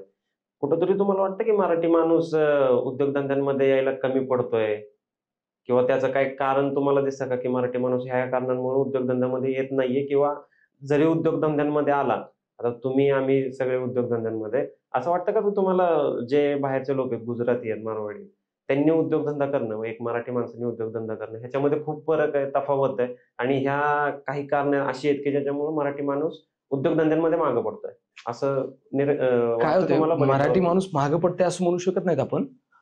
नाही, मी स्पेसिफिकली उद्योगधंद्यांमध्ये बोलतो. उद्योगधंद्यातच म्हणतो मी. पण भरपूर मराठी उद्योजक आहेत, चांगले आहेत ना. इथंच नाव सांगू शकतो आपण. इथं पण आहेत ना, किर्लोस्कर आहेत, का मोठं नाव आहे ना. पण मी तेच म्हणतो, हे जे तुम्ही किर्लोस्कर वगैरे आहेत, खूप उद्योग आपण त्यांच्याकडून प्रेरणा घेतोच आहे. पण मराठी माणसं उद्योगधंद्यांमध्ये आता तुम्ही सांगायला गेले तर असे हाताच्या बोटावरती मोजण्यात जाते. हे जर तुम्ही गुजराती लोकांची नावं घेतली तर अशी लिस्ट नाही गेला आपल्याला दिवसभर बसावं लागेल. हो, त्यांचं अंबानीपासून हा, त्यांची एक चैन आहे, त्यांची एक साखळी आहे. ढोकळा ढोकळा ढोकळा पास करत जाते ती. पास आपल्याकडे पास नाही ना. वरून खेळतो आपण व्हॉलीबॉल, हातालाच लागू देत नाही आपल्या माणसाच्या. ते त्यांच्या लोकांना कॅच करतात. आपले उद्योगधंदे देखील गुजरातला चाललेत. हा, मुंबई सध्या गुजरातला न्यायचे प्रयत्न चालू आहेत. ते त्यांचे लोक पेरत जातात. ते एकाला एक लोक जोडत जातात. एकाला एक लोक जोडत जातात. त्यांच्या लोकांना ते मदत करतात, म्हणून त्यांचे लोक व्यवसायात दिसतात. आणि काय झालंय, आज आपण एकमेकाला मदत जरी करायची इच्छा असली का आपली, तरी त्यांनी त्यांचा एक सेटअप तयार करून घेतलाय. बरोबर. डिस्ट्रीब्युटर तेच आहेत ना, तेच सोडणार आहेत. ते त्यांच्या माणसाला वेगळा रिटर्न, आपल्या माणसाला वेगळा रिटर्न पण देऊ शकतात ना. आपल्या माणसं तसाच गुजरात्यांच्या हातात गेलेले, बऱ्यापैकी व्यवसाय त्यांच्या हातात गेलाय. यासाठी मग हेच तर उद्योग तयार करायचे, आपले उद्योजक तयार झाले, त्याचं कारणच आहे. बरोबर. तुम्हाला वाटतं की आपण जर असे जसं तुम्ही मावस बंधू प्रतिष्ठान थ्रू काम करताच आहे, असे काम करत गेले तर आपण एक मराठी उद्योजक म्हणून, तर मराठी उद्योजक गुजराती उद्योजकांच्या पुढे जातील असं वाटतं तुम्हाला? 100% जातील. महाराष्ट्र असा आहे, महाराष्ट्रानं पार दिल्ली काबीज केली नो. बाकीच्यांचं काय, हा महाराष्ट्र आहे. इथले महाराष्ट्रातल्या प्रत्येक व्यक्तीमध्ये ताकद आहे, कॅपेबिलिटी आहे. फक्त महाराष्ट्रातल्या नेत्यांनी दिल्ली दरबारी जाऊन मुजरे करणं बंद केलं पाहिजे. तिथला ढोकळा खाऊन इथं ढेकर देऊन कोंडव्यात घोषणा नाही दिल्या पाहिजेत. मराठी नेताचा कणा असा ताट पाहिजे. ह्यांच्या कणान मानाचं तिथं दिल्लीच्या शहाच्या दरबारी झुकायला लागल्या, कसा महाराष्ट्र प्रगतीपथावर जाईल तुम्हीच सांगा. महाराष्ट्राचा कणा साबित ठेवायचा तर राजकीय पक्ष, राजकीय दांडे झेंडे बाजूला ठेवून महाराष्ट्रीय म्हणून आपण एका ठिकाणी पाहिजे. अहो, काय हिंमत होती यांची बोलायची मुंबईवर, काय यांची ताकद आहे. अहो, इथं शाहिस्ते खान पळवून लावला ना आपण शनिवार वाड्यातनं, आणि इथं राज्याचे उपमुख्यमंत्री येऊन म्हणतायत की जय गुजरात. तुम्ही शहाच्या समोर झुकलात नो, म्हणून तो म्हणतो ना सगळे शिंदे झुकणार नाहीत. काय आपल्याकडे काय असणार आहे झुकायला? काय काय काढताल गोड बंगाल आमचं, काय आमचं? आणि जी करतो ते तर उघड करतो ना, काही करू. पण महाराष्ट्राचा कणा ताट ठेवा ना तुम्ही. तुमच्या मानात झुकल्यात, तुम्ही काही काळे धंदे केले असतील, पण पूर्ण महाराष्ट्र त्यांच्या दारात नेऊन बांधता का तुम्ही? महाराष्ट्राची अस्मिता बांधू नका. महाराष्ट्र म्हणल्याच्या नंतर सगळे एक आहेत. काल ठाकरे बंधू एका ठिकाणी आले, आज बऱ्याच लोकांना त्रास झाला. ते भाऊ ती एक येतील ना. आज ठाकरे आले, उद्या पवार एक होतील, पाठीमागे मुंडे बहीण भाऊ एक झाले. अरे परिवार आहे, त्यांचे एक तो त्यांचा प्रश्न आहे ना. ते मराठीच्या अरे आलेत नाही एकत्र, ते कशाच्या मुद्द्यावर आले ते नंतरचा प्रश्न आहे. पण एकत्र आलेलं खुपायला कोणाला? आपल्यातल्याच बाटग्यांना, आपल्याच लोकांना खापायला. महाराष्ट्रातल्याच लोकांना खपू लागलं ना. काही राजकीय नेत्यांना, काही राजकीय नेत्यांच्या दलाला, काही मंत्री येतो चांगल्या आवाजावर, त्यांना बोलायचे कॉमन सेन्स नाहीत. नाही, आता आम्ही पण ज्यावेळेस इंटरव्ह्यू वगैरे बघतो, आणि स्पेसिफिकली महाराष्ट्रामध्ये, तर नेते अशी बडबड करतात की जसं एक घटना अशी आहे की सुप्रीम कोर्टामध्ये UP, बिहार आणि महाराष्ट्र असं एकत्र नाव घेतलं जातं. त्यावेळेस आम्हाला लाज वाटते की आपलं नाव घेताना युपी आणि बिहार बरोबर आपलं नाव घेतलं जातंय. असे लोकांचे वक्तव्य ते जातीवरती असतील, धर्मावरती असतील. काय वाटतं याच्याबद्दल? यासाठी तेच सांगितलं ना, महाराष्ट्र धर्म वाढवणं गरजेचं आहे. महाराष्ट्र धर्म टिकला तर आपण टिकूत. आमची मुंबई म्हणायची ताकद आपली राहील. आपण जर फाटले गेलो, विखरले गेलो ना, तर आपण बुरान लुटला होता पूर्ण. ठेवलं नव्हतं काही आपल्या राजानं. ही सरळ सरळ परत फेड करल्यासारखं करतात. येऊन इथले प्रोजेक्ट आपले घेऊन जाऊन त्यांच्या दारात बांधले. आणि का बिहार, आपलं नाव त्यांनी बिहारच्या युपीच्या यादीत टाकतायत. त्यांचे सगळे कामगार, त्यांचे सगळे कामगार काम करणारे कुठे आहेत? इथं आहेत ना. आज माझ्याकडे पण 4-5 आहेत. मग तुम्ही महाराष्ट्रात जाणून बुजून महाराष्ट्र बदनाम करण्याचं काम सुरू आहे, महाराष्ट्र कमकुवत करण्याचं काम सुरू आहे, महाराष्ट्राची मराठी अस्मिता कमजोर करण्याचं काम आहे. मराठी आणि मी सांगतो मराठी आणि मराठा, महाराष्ट्रातला प्रत्येक जण मराठी आहे, महाराष्ट्रातला प्रत्येक जण मराठा आहे. मराठा ही जात नाही, मराठा ही महाराष्ट्राची असलेली ओळख आहे. प्रत्येक जण इथला मराठा आहे. हे कुठला स्पेसिफिक नाही. इथला मावळा आला की 18 पगड 12 बलुते जार इथले सगळेजण एक आहेत. महाराष्ट्र धर्म वाढवायचा असेल, टिकवायचा असेल तर सगळ्यांनी सगळं गोष्ट बाजूला करून महाराष्ट्राचं त्या यादीतलं नाव हटवायचं असेल तर महाराष्ट्र धर्माची, संतांची, शूरांची, वीरांची परंपरा जपली पाहिजे, त्यांच्या बाजूने बोललं पाहिजे. आणि असे कुणी बाहेर येऊन बाटगे इथं बोटवाळ्या करत असतील आणि आपल्यातले जर कोणी तिथं जाऊन झुकत वाकत असतील तर त्यांना साहेब बहिष्कृत केलं पाहिजे. मी म्हणतो महाराष्ट्र धर्मासाठी. आता जसं आता युपी बिहारचा विषय निघाल्यामुळे युपी बिहार मधून खूप लोक आपल्या इथं कामाला येतात. जसे तुमच्याकडे आहेत, माझ्याकडे आहेत मराठी लोक, युपी बिहारचे लोक. काय तुम्हाला फरक वाटतो की युपी बिहारच्या लोकांना प्रेफरन्स दिला जातो, महाराष्ट्रामध्येच मराठी मुलांना प्रेफरन्स दिला जात नाही? असं पण नाही, प्रेफरन्स दिला जातो. आपण काम केलं पाहिजे ना. तेच म्हणायचंय की आता मी बरेच उद्योजक बघितलेत की मराठी, आता तुम्ही बघितलं असेल मुंबईमध्ये तर डायरेक्ट ऍड निघतात की मराठी मुलं नको. असं का होतं बरं? मी याचा बऱ्याचदा विचार केलं, पण मला मराठी मुलं कमकुवत दाखवायचं नाही, बोलायचं नाही. आपल्या पोरांनी व्यवसायात कुठल्याही काही कामाला नाही म्हणलं पाहिजे. आपण नाही म्हणतो म्हणून ते येतात. आपण का नाही म्हणतो ह्याचा आत्मपरीक्षण तुम्ही मी दोघांनीही केलं पाहिजे. आपण का नाही म्हणतो तेव्हा हे प्रश्न सुटतात. आपण याच्यावर चर्चा करून आपल्या लोकांना कमकुवत दाखवणं काही गरजेचं नाही. नाही, पण कमकुवत दाखवण्यापेक्षा आपल्या लोकांनाही थोडंसं हे समजलं पाहिजे की बाहेरचे लोक आपले जॉब का घेतात. अहो पण आता जसं तुम्ही हिंजवडीमध्ये वगैरे जरी गेला तर हिंजवडीमध्ये कंपन्यांमध्ये तुम्ही हात पाऊल ठेवलं की तुम्हाला हिंदी ऐकू येत. पूर्ण भारत एक संघ राहिला पाहिजे. भारतातली सगळी भाषा, सगळी लोक सगळे एका जागेत राहिले पाहिजेत. पहिलं घर स्वच्छ ठेवावं लागतं, नंतर दार, नंतर गाव. असंच करतो ना आपण. बरोबर आहे. आता लोक म्हणतील तुम्ही महाराष्ट्र धर्म म्हणता, मग देशाचं काय? अरे ती तर आई आहे ना रे, तिला कोण विसरतंय? आई बापाला विसरून जमत नाही, आईलाही विसरून जमत नाही. फरक दोन्हीत करतो का आपण? नाही ना. पण घरापासून सुरुवात करतोय. सध्याची अतिक्रमण महाराष्ट्रावर होते, त्याच्यामुळे मन खवळून जातं की का असं. आपला आवाज अजून तितका मोठा नाही की दिल्लीच्या दरबारापर्यंत पोहोचेल, पण भविष्यात कधी संधी भेटली ना तर दिल्लीच्या दरबारात मी थैरमाट घालू. मराठीचा मुद्दा, मराठीचे पोवाडे, मराठीच्या ओव्या, मराठीच्या गाणे, मराठीचे अभंग, कीर्तन हे सगळं देशभर गेलं पाहिजे. इथली वारी, बैलगाड्याची बारी, ह्या सगळ्या गोष्टी तिथपर्यंत पोहोचल्या पाहिजेत. ही परंपरा, इथली लाल माती, इथले रांगडे पैलवान, इथले कलावंत, इथले लेखक, इथली साहित्य परंपरा. इथं किती आहे. महाराष्ट्र रत्नाची खाण आहे, सह्याद्रीची जाण आहे. आणि हा महाराष्ट्र माझ्या शिवरायांचा प्राण आहे. इतर पावलं महाराज दिसतील तुम्हाला, पावली महाराजांचे तसे दिसतील. महाराजांनी इतकं प्रेम केलं महाराष्ट्र, अखंड महाराष्ट्र, संबंध महाराष्ट्रावर एवढं प्रेम केलं महाराजांनी. महाराष्ट्र टिकवला, वाढवला, जपला, इथली रयत जपली. त्या महाराष्ट्राची अशी लत्तर उणी वाढताना बघून आणि इथल्या लोकांनी, इथल्या बाटग्यांनी 4 त्या शहाणे फेकलेल्या तुकड्यासाठी कृपया करून महाराष्ट्र वाटोळ करण्याचा प्रयत्न करून, महाराष्ट्र कोणाला देण्याचा म्हणून संयुक्त महाराष्ट्राचा लढा झालाय. मुंबई काबिली, मुंबईसाठी किती हुतात्मे झालेत हे बघा. मुंबई कशी टिकली, मुंबई कशी वाढली हे बघा. सुतगिरणी कामगार, कुणी कसा काय लढा दिलेला आहे. म्हणून मुंबई जपायची असेल, मुंबई, महाराष्ट्र हे सगळं आपल्याला जपायचं असेल तर आपल्याला आपली परंपरा जपणे. आपण ही परंपरा जपली, आपण एक संघ राहिलो तर कोणाची ताकद होणार नाही महाराष्ट्राकडे वाकडी नजरेने बघायची, महाराष्ट्रातले व्यवसाय दुसरीकडे घेऊन जायचे. बापू, तुम्हाला राजकारणामध्ये यायची प्रेरणा कुठून भेटली?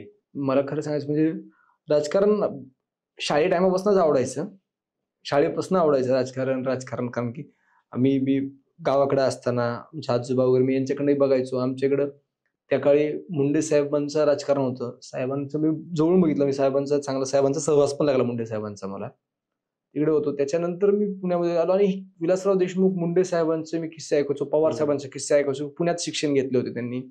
पुण्यातून ते विद्यार्थी दशेतून राजकारणात आले. मग हे पहिल्यापासून ऐकायचो. आर रावांचं मी कसा घडलो पुस्तक मगाशी तुम्ही, तर मी कसा घडलो हे पुस्तक पण वाचलेलं. मी पहिलं पुस्तक ते वाचलं असेल मी, कारण की माझे वडील आबांवर प्रचंड प्रेम करणारे व्यक्ती आहेत.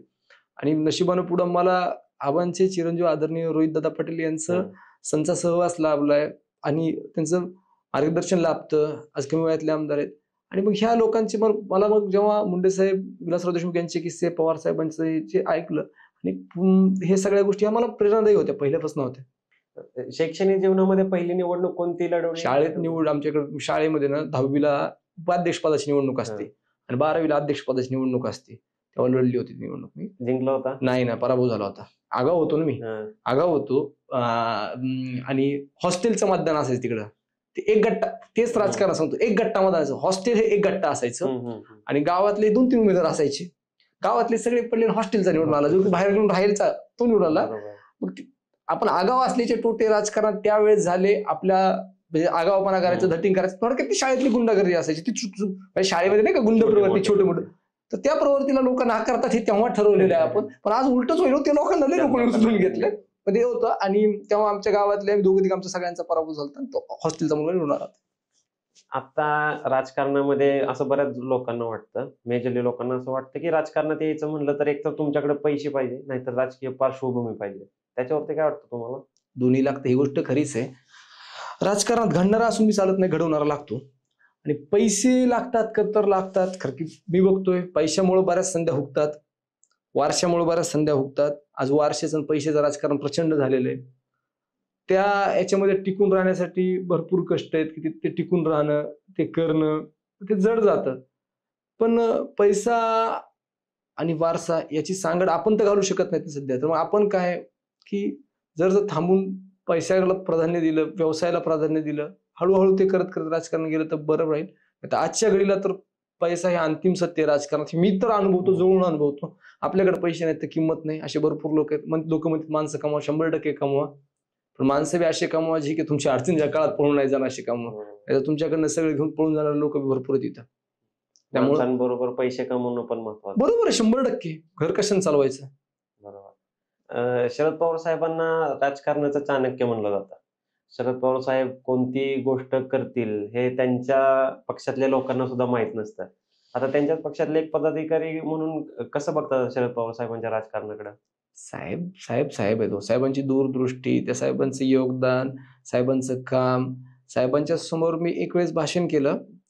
माझ्या आयुष्यातला सुवर्ण ते होता, साहेबांबरोबर बोलावं तेवढं कमी. आणि साहेबांबद्दल काय, साहेबांनी एक असं कुठलं क्षेत्र नाही, सहकार आहे, शिक्षण आहे, दळणवळण आहे, कृषी मंत्री म्हणून साहेबांनी किती मोठं काम केलं, महिला धोरण आणलं, जगात सगळ्यात मोठी कर्जमाफी केली साहेबांनी. त्यामुळे त्या माणसाच्या पुढे काहीच नाही. आणि जे कुणी आज पवार साहेबांकडे बघण्याचा, बोलण्याचा प्रयत्न करते, त्या साहेबांच्या उंचीचा नेता आज देशातल्या राजकारणात कुणीच नाही. पवार साहेब आहेत.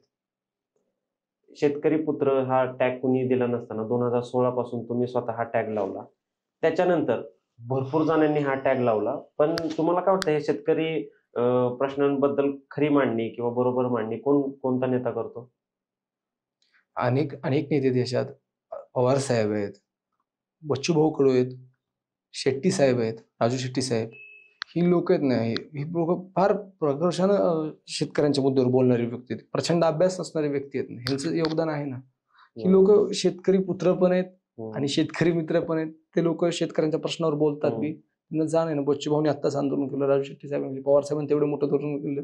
ही लोक शेतकऱ्यांची जाण असणारी लोक आहेत. बरेच नेते शेतकरी पुत्र म्हणतात, पण ह्या नेत्यांकडे भरपूर मोठे कारखाने आहेत, भरपूर मोठे बंगले आहेत. ह्याच्याकडे कसं बघता तुम्ही?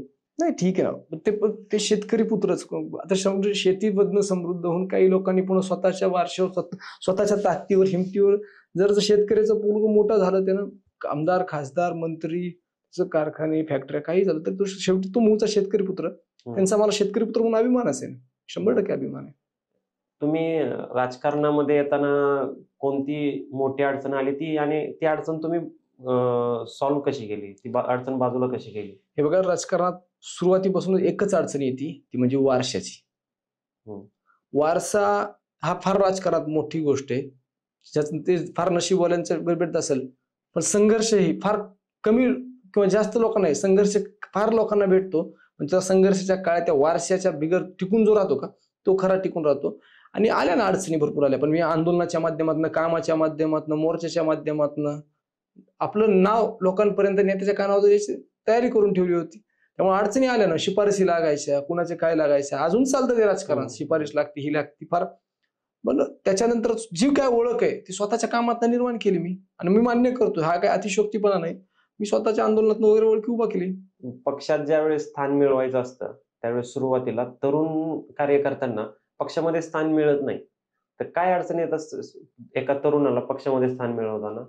नाही, हे बघा, असं सगळ्याच अडचणी एवढ्या येतात अशातला भाग नाही. अडचणी येतच असतात हा, पण अडचणी त्या लोकांना येतात की काम न करता पद मागायचे म्हणजे अडचणी येणारच ना.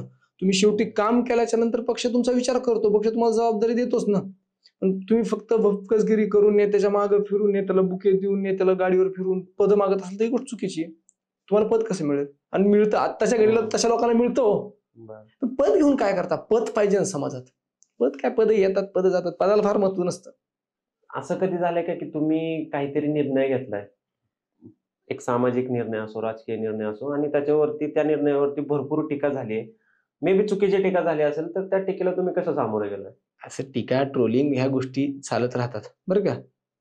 टीका, ट्रोलिंग ह्या गोष्टी चालत राहतात, पण असं काय आपण एवढे फार पोहोचले नाहीत की आपल्या याच्यावर हे होईल. आणि मी लय लक्ष देत नाही अशा गोष्टींवर.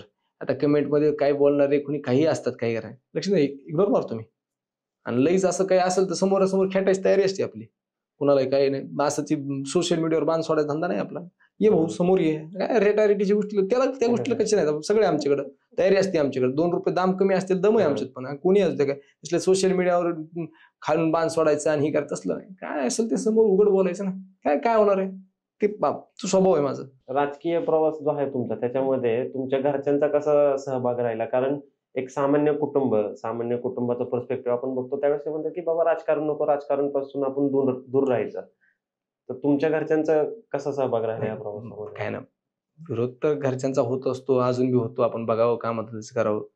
पण शेवटी जेव्हा आपण थोडंफार काय यश मिळवतात, थोडंफार काय राजकीय परिस्थितीमध्ये आपलं कुठंतरी आपण झळकतो, थोडंफार नाव दिसतं, ठीक आहे. विरोध थोडाफार नको वाटतं का, तर आपण अतिसामान्य घरातले लेकरं नो, त्यामुळे त्या गोष्टी वाटतात. पण ठीक आहे, असं काही नाही. भाऊ आहे, बायको आहे, वडील, वहिनी, भाऊ, मित्रपरिवार करतात सपोर्ट.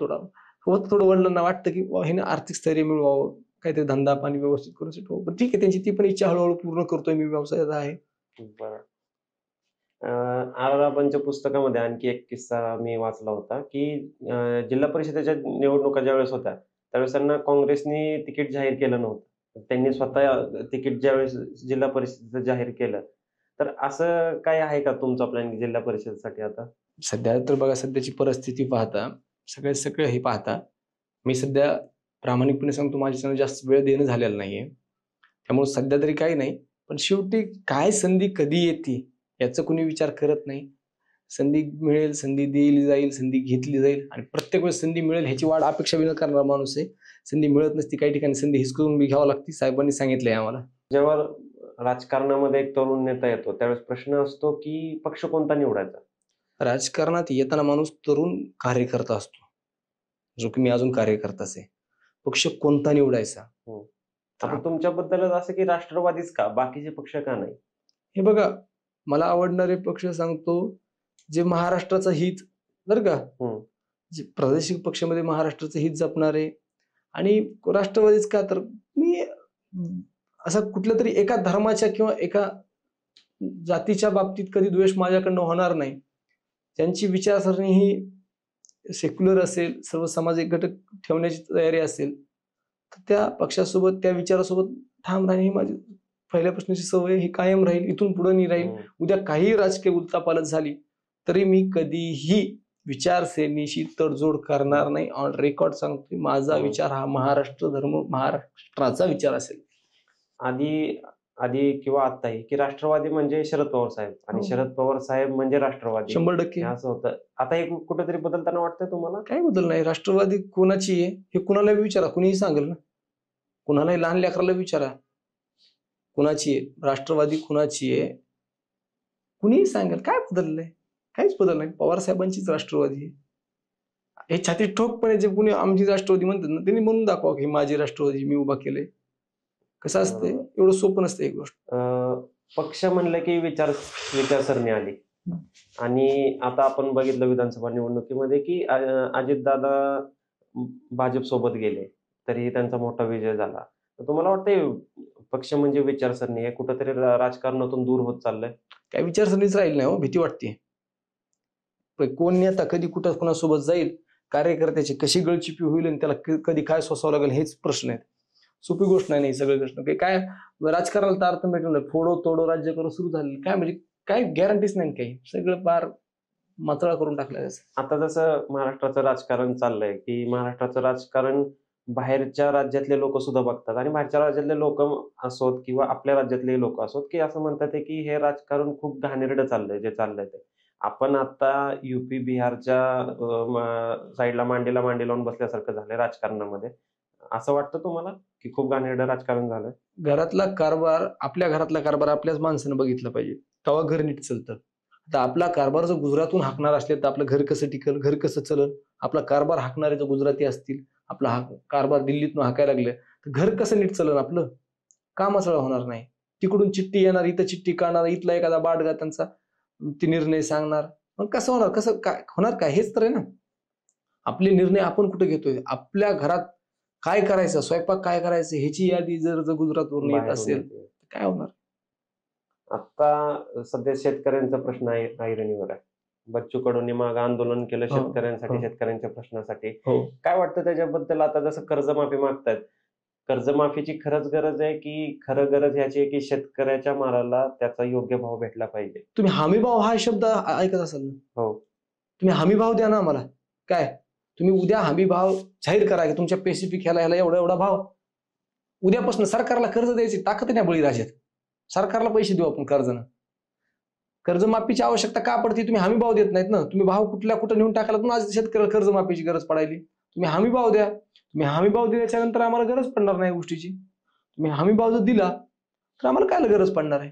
नाही गरज पडणार. आता जो मध्ये एनसीआरबीचा रिपोर्ट आला होता त्याच्यामध्ये भारतामध्ये जे शेतकरी आत्महत्या होत आहेत त्या सगळ्यात जास्त शेतकरी आत्महत्या महाराष्ट्रामध्ये होत आहेत आणि महाराष्ट्रामध्ये मराठवाड्यामध्ये होत आहेत.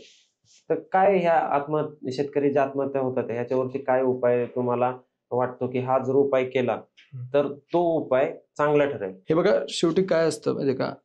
हमी भाव जेव्हा तुम्ही शेतकऱ्यांना हमी भाव, शेतकरी थकलाय कुठं? शेतकरी विद्यार्थ्यांची फीस भरून थकलाय, लेकराची शाळेतली फीस भरून थकलाय. तुम्ही त्याला आधार देताना तुम्ही त्याच्या लेकरांचं अल्पभूधारक शेतकरी. पहिला गोष्ट मराठवाड्यामध्ये इरिगेशनचा खूप मोठा प्रॉब्लेम आहे, पाण्याचा प्रॉब्लेम आहे. तुम्ही पाण्यासाठी काय काय मराठवाड्यात करू शकता ते कुठल्या गोष्टी विचारात न घेता मग का आत्महत्या होतात? तर तुम्ही काही लोकांचे स्टेटमेंट आहेत सगळे शेतकरी आत्महत्या करतायत का? ह्याच्यामुळेच करतायत का? हे बघा घरातल्या पोराची फीस भरायला जर शेतकऱ्याकडे पैसे नसतील, तुम्ही हमीभाव देत नाहीत आम्हाला कधी. पाऊस कधी जास्त पडला तर जातं, कधी ऊन पडला तर जातं. शेतकरी दोन्हीकडे अडचणीत आहे ना. ह्या आत्महत्या कमी करण्यासाठी एकच उपाय मराठवाड्यातलाच नको तो महाराष्ट्रातल्या पूर्ण शेतकऱ्यांचं बोलू आपण. काही ठिकाणचा सदन असेल शेतकरी हा शेतकरी असतो म्हणजे हे आपला तू त्याचा बघू नये. संबंध महाराष्ट्राचा प्रश्न आला तर तुम्ही हमी भाव द्या. विद्यार्थी शेतकऱ्यांच्या लेकरांसाठी काहीतरी स्पेसिफिक योजना राबवा. त्यांच्या शिक्षणाचा खर्च घ्या. शेतकरी याचं उत्पन्न एवढं आहे 5 एकरवाला 4 एकरवाला शेतकरी ह्याच्याकडे एवढं उत्पन्नच नाही. त्याचं लेकरू MBBS ला जाऊ इच्छिते तर त्याच्यासाठी काहीतरी करा. शेतकरी आता घर लेकरं बाळसून कोणाला फाशी घ्या वाटतं, कोणाला मरा वाटतं? आता एक महत्वाचा प्रश्न चालू आहे की मराठा आरक्षणाची चळवळ चालू आहे मनोज जरांगे पाटलांच्या नेतृत्वामध्ये. काय वाटतं तुम्हाला ह्या चळवळीबद्दल? काही सगळे तुम्ही सेम प्रश्न विचारताय. सगळे सेम हे तिन्ही जे प्रश्न विचारताय हे सगळे प्रश्न त्या जागेवर ही योग्यच आहेत. सगळ्यांचं एकच उत्तर आहे शेवट बेरोजगारी. बेरोजगारी कशामुळे येते? नोकऱ्या नाहीत. नोकरी का नाहीत? उद्योगधंदे येत नाहीत. उद्योगधंदे येत नाहीत. शेतकऱ्यांच्या भावाला माल नाही मग शेतकरी आत्महत्या करतात. मग त्याच्यामध्ये मराठा समाजातले शेतकरी, त्यांच्या लेकरांना आरक्षण नाही, त्यांच्या भानगडी होतात. हे सगळ्या विषय सगळे एकच आहेत ना. तुम्ही ह्यातला एक प्रश्न मिटवला, बेरोजगारी हटवली, नोकरी वाढवल्या, तुम्ही खाजगी कंपन्या वाढवल्या, कुठल्या सगळ्याच गरजा मिटून जातील ना. तुम्ही व्यवसाय वाढवा, तुम्ही नोकऱ्या वाढवा, तुम्ही रोजगार द्या, तुम्ही चांगलं द्या. काही लोक रस्त्यावर यायचेच नाहीत ना. मराठा आरक्षण हा मुद्दा असतच आहे, काय चुकीचं आहे? मराठवाड्यातले लोक इथे का 20-20 लाख लोक येत आहेत? गरज आहे ना. मी पण त्या भागातला आहे ना, का गरज नाही? आता सध्या महाराष्ट्राच्या राजकारणामध्ये दोन गोष्टी प्रकर्षाने दिसतात, जात आणि धर्म. तुम्हाला वाटतं या दोन गोष्टी बाजूला ठेवून आता राजकारण करू शकतात? 100% करू शकतो. मी तरी त्या याचा माणूस आहे. आता ज्यांना नाही, ज्यांना फोडो तोडो राज्य करू, ज्यांना मंत्रीपद पाहिजे असतील तर त्यांचा तो प्रश्न आहे. पण माझ्या डोक्यात तर एक कायम एक गोष्ट असतं की सामाजिक सलोखा, जात, धर्म, पंथ हे सगळं सांभाळून सगळ्यांना एका जागेवर घेऊन राजकीय दिशा तुम्ही ठरवू शकता, राजकारणात काम करू शकता. आज घडीला माझ्यासोबत माझ्या स्वजातीपेक्षा माझ्या इतर जातीतले माझे सगळे मित्र माझ्यावर जास्त प्रेम करतात. सगळ्यात जास्त त्रास कोण दिला असेल तर मला माझ्या जवळच्या स्वजातीतल्या पोरांनी दिला असेल. ते फुटून गेले, तुटून गेले, निघून गेले. हे नाही ना गेले, हे आज पण सोबत आहेत माझ्या. खरं तर प्रवासात सोबत होते, दया जेव्हा काही नव्हता तेव्हाही सोबत होते, काही असेल नसेल तरी सोबत आहेत, धीर देणार आहेत, आधार देणार आहेत. इथपर्यंत तुमच्या मागाशी मला इथपर्यंत स्टोरीवर येतेपर्यंत माझे मित्र माझ्या सोबत होते ना. शेवटी ही जी कन्सेप्ट आहे, लोकांनी आता ठरवलंय की जातीचा फॅक्टर करून, जातीचं कार्ड करून आपलं राजकारण सेट करून घ्यायचं. हे होतंय कशामुळे माहितीये का? इथं एक एज्युकेटेड क्राऊड पण आलेला आहे, जे सगळ्यात जास्त बारीक पिन मारून निघून जातो. कोणीतरी एखादं मथळा लिहायचा, काहीतरी लिहायचं सोडून द्यायचं. माझ्यासारख्या पोराला, मी 10-11 वर्ष झालं आज पुण्यात राहतोय ना. जातीचा गंध काय, जात धर्म काय, कशासाठी? रसगुल्ले बी आवडतेच, चिवडा बी आवडतो, बुंदीचा लाडू बी आवडतो, बिर्याणी बी आवडती.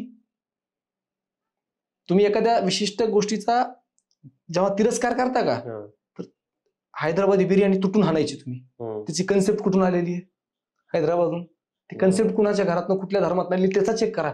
ती पळून पार तुम्ही पातेल्यात पडूस तर ती खायची आणि त्या कन्सेप्टला विरोध करायचा. इथं बीफचे कारखाने जास्त कोणाचे हे बघा, इथनं बीफ कोण बाहेर जास्त पाठवतंय ते बघा. ह्या सगळ्या गोष्टी येतो. जातीय कार्ड खेळून राजकारण करू इच्छित मी असणाऱ्या माझ्या वयाच्या सामान्य कार्यकर्त्यांना माझं एक सांगणं आहे, तुमच्या हिमतीवर, तुमच्या क्षमतेवर, तुमच्या स्वतःच्यावर विश्वास असेल तर राजकारणात या. तुम्हाला वाटतं असेल की मी जातीय कार्ड खेळून, मी धार्मिक कार्ड खेळून, मी मोठं मोठं बोलून, काहीतरी कपडे ह्यानं हे घालून, भाषण करून मी मोठा होऊ शकत असेल तर भया परत तो काळ येणार आहे की इकडे काम करणाऱ्याच लोकांना परत संधी मिळणार आहेत. रस्त्यावर आंदोलन करणाऱ्याच पोरांना संधी मिळणार आहे. राजकारणात येताना स्वतःच्या हिमतीवर, स्वतःच्या क्षमतेवर, स्वतःचा गोल, स्वतःचा क्रायटेरिया, स्वतःची ओळख हे सगळं पूर्ण करून या. तुम्ही 100% टिकताल. मी पहिल्यांदाही सांगितलं, मी पहिल्या दिवशीपासून माझ्या क्षमतेवर विश्वास ठेवतो. मी कोणावर विश्वास ठेवायची गरज नाही. मला माझ्या क्षमतेवर 100% विश्वास नाही. Goal should be clear. मला माहिती आहे मला कुठं जायचं, मी तिथं 100% जाईल. ते पण हे असले कार्ड न खेळता, जातीय समीकरण न करता, फक्त प्रामाणिक कामावर, शेतकऱ्यांच्या प्रश्नावर लढत राहीन, विद्यार्थ्यांच्या प्रश्नावर लढत राहीन, बेरोजगारीवर बोलत राहीन, सामाजिक सलोखा जपत राहील आणि त्याच्याच भरोश्यावर राजकीय सामाजिक घोडतोड करेल. आता महाराष्ट्रामध्ये निवडणुका येतात आणि ह्या निवडणुकांच्या धर्तीवर ठाकरे बंधू एकत्र आलेत. काय वाटतं त्यांच्या एकत्र येण्यावरती? मी मगाशी सांगितलं, तुम्हाला आत्ताही सांगतो. 2 भाऊ एकत्र आलेत, 2 परिवार एकत्र आलेत. मुंडे बहीण भाऊ एकत्र आले, आज ठाकरे भाऊ एकत्र आले, उद्या पवार एक भाऊ एक जागी येतील. हे परिवार आहे. राजकारणात परिवाराला वेगळं वेगळं ठेवलं पाहिजे. परिवार एक जागेवर येणार काही चुकीचं आहे, काहीच चुकीचं नाही. दोन्ही जेव्हा एका ठिकाणी येतात तर तुम्हाला आम्हाला दुखणं, आनंद व्हायची. उलट मी म्हणतो कोणाच तरी परिवार एका ठिकाणी आपल्याला आनंद झाला पाहिजे. पण काही बाटके कालपासून हे आले, मतासाठी आले, याच्यासाठी आले, त्याच्यासाठी आले, हे बोलतायत. 2 परिवार कोणाचंही एकत्र येऊ द्या, आनंदाचे कोणाच्याही घरामध्ये आनंद आणला पाहिजे. त्यांची दिवाळी, त्यांचा दसरा, त्यांचा पाडवा, त्यांच्या ज्या भाऊबीजी विबीजी सगळे एका ठिकाणी झाल्या पाहिजेत. या मताचा आहे मी. महाराष्ट्र हितासाठी, मराठी अस्मितेसाठी, मराठी शब्दासाठी, मराठीवर बोलणारे 2 चांगले नेते, अभ्यासू, प्रचंड अभ्यासू माणसं जे एक येत असतील. राजसाहेब ठाकरे हे हुशार व्यक्तिमत्व आहेत. त्यांची बोलीभाषा, त्यांची बॉडी लँग्वेज, त्यांचं जे आहे अभ्यास, त्यांना इतिहासाचा, संस्कृतचा, मराठीचा सगळा अभ्यास आहे. असे 2 भाऊ एकत्र आलेत, मराठीच्या मुद्द्यावर एकत्र आलेत, मराठी हितासाठी, महाराष्ट्र हितासाठी एकत्र आलेत. 100% यांची करावं तेवढं कौतुक कमी आहे. आता जे लोकसभेचं इलेक्शन झालं त्यावेळेस महाविकास आघाडीला खूप चांगले सीट्स मिळाल्या आणि ज्यावेळेस विधानसभेचं इलेक्शन झालं त्यावेळेस त्यांच्या सीट्स खूप कमी झाल्या, बरोबर विरुद्ध रिझल्ट लागला. आणि ह्याच्यामुळं बऱ्याच जणांनी, जसं राहुल गांधींनी पण इलेक्शन कमिशनवरती प्रश्न विचारलेत. इलेक्शन कमिशनची भूमिका स्पष्ट होत नाहीये. काय काय बघता असं ह्या सगळ्या गोष्टींबद्दल, इलेक्शन कमिशन बद्दल? इलेक्शन कमिशन बद्दल खरं सांगायला म्हणजे फार मोठा विषय हा.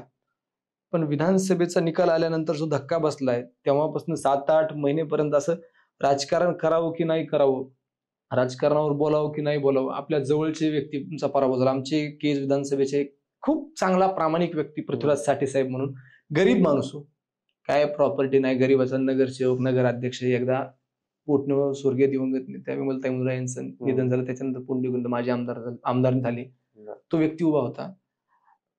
अगदी 2600 मतांना पराभव झाला. त्यांचे कष्ट मी बघितलेले आहेत. आणि तो पराभव झाल्याच्या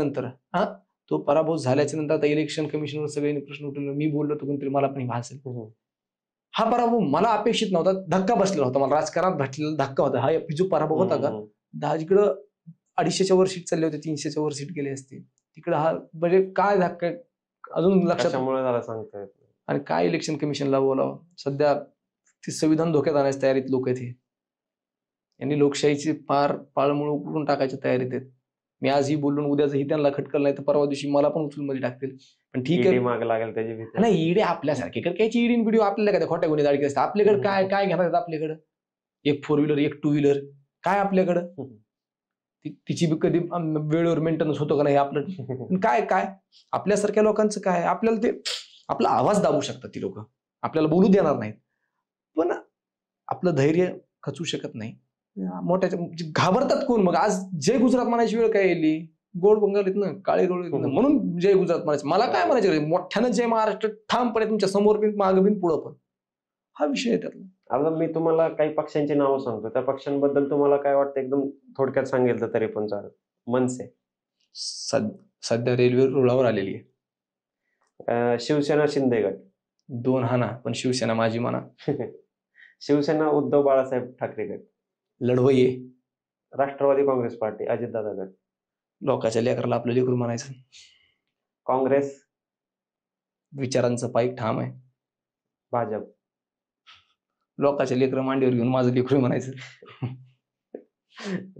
आता काही तुम्हाला नेत्यांची नावं सांगतो, त्यांच्याबद्दल पण थोडस सांगा. देवेंद्र फडणवीस, खुनशी. अजितदादा पवार काम करतील पण केलेलं चुकीचं केलंय. एकनाथ शिंदे साहेब, आता तेच सांगितलं मग, तेच घ्या की. जयंत पाटील अभ्यासू. रोहित पवार विजनरी. रोहित पाटील कमी वयात प्रचंड मेहनत आणि प्रचंड विजन ठेवणारा व्यक्ती आहे. सुप्रियाताई सुळे एकदम इंटेलेक्च्युअल, एकदम हुशार, एकदम पकड. राज ठाकरे महाराष्ट्राचीच नव्हे तर देशाची संस्कृती, देशाची भाषा, देशातले होणारे सगळे प्रकार एकदम अभ्यासू आणि जबरदस्त. उद्धव ठाकरे संयमी तितकेच आक्रमक. आता थोडस हे लीडर्स नॅशनल आहेत. अमित शहा किती बी येतील महाराष्ट्राला झोपू शकत नाही, त्यामुळे या शहाना जास्त किंमत देत नाही. योगी आदित्यनाथ काय कुठल्या अँगलने येते मुख्यमंत्री म्हणून मला नाही, काय मी त्यांच्याबद्दल काही आयडियाच नाही, सांगू शकत नाही. आता तुम्ही राजकारणात आहात, तर तुम्ही स्वतःचं राजकारण आणि पक्षाचं राजकारण ह्याला पुढच्या 5 वर्षामध्ये कसं बघता? हे बघा, राजकारण असतं, स्वतःचं किंवा पक्षाचं नसतं. जेव्हा माणूस राजकारण देतो तर स्वतःचं राजकारण साध्य करत पक्षाचं राजकारण साध्य करायचा प्रयत्न करतो. मी राजकारणात आलेलो, मला काहीच पार्श्वभूमी नव्हती. मी फार शहर संघटक, राज्य संघटक, नंतर युवकला सचिव, या सगळ्या प्रक्रियेतनं आलेलो आहे. मला माझ्यासोबत माझं पक्ष आहे, पक्षाचं काम करणंच आहे. मला माझं मावस बंधू प्रतिष्ठान आहे, मला सामाजिक काम, शेतकरी, आणि हे सगळ्यांचा मेळ घालून मला पण चालणं आहे ना, त्यामुळे हे करणंच आहे. आणि पुढच्या 5 वर्षामध्ये एक वेगळ्या चांगल्या गोष्टी तुम्हाला दिसतील. आता तुम्ही राजकारणामध्ये काम करत असताना असं कधी फेज आली आहे का की नको बाबा आता हे राजकारण, असं काही फेज आली का? आणि ह्या फेज मध्ये तुम्हाला कोणी मार्गदर्शन केलंय, कोणी साथ दिली? ही फेज आलीच. आणि ही जेव्हा फेज येते ना, म्हणजे आत्ताच विधानसभा निवडणुकीच्या नंतर झाली, मी प्रचंड असं अस्वस्थ झालो होतो की काय आता, म्हणजे काय राहिलं काय, म्हणजे सगळं तर पांगलंय, विधानसभा गेली, पण बसू देत नाही हो. अंगातला जो गुण आहे का, बसू देत नाही. म्हणजे गर्दी नसली, लोकांना नाही भेटलं, 4 मित्र नाही भेटले, 4 गोष्टी नाही गेल्या, तुम्हाला माईक समोर बोलायची सवय लागली असती, भाषण करायची सवय लागली असती, ती जात नाही हो. आणि तुम्हाला जे काहीतरी करायचंय का ते तुम्हाला शांत घरात बसू देत नाही. तर त्या फेज मधनं पण आता ठरलंय ना एकदा, आता काय बदल करणार आहे? आता दोर कापलेले आहेत परतीचे, आता एक तर उडी मारून मरावं लागेल, नाही तर लढावं लागेल. दोन पर्याय. आणि आपण पाठीमाग मरणार नाहीत. आयुष्यात कितीही संकट आले ना, मी टेन्शन घेत नाही. काय जे होईल बघू ना.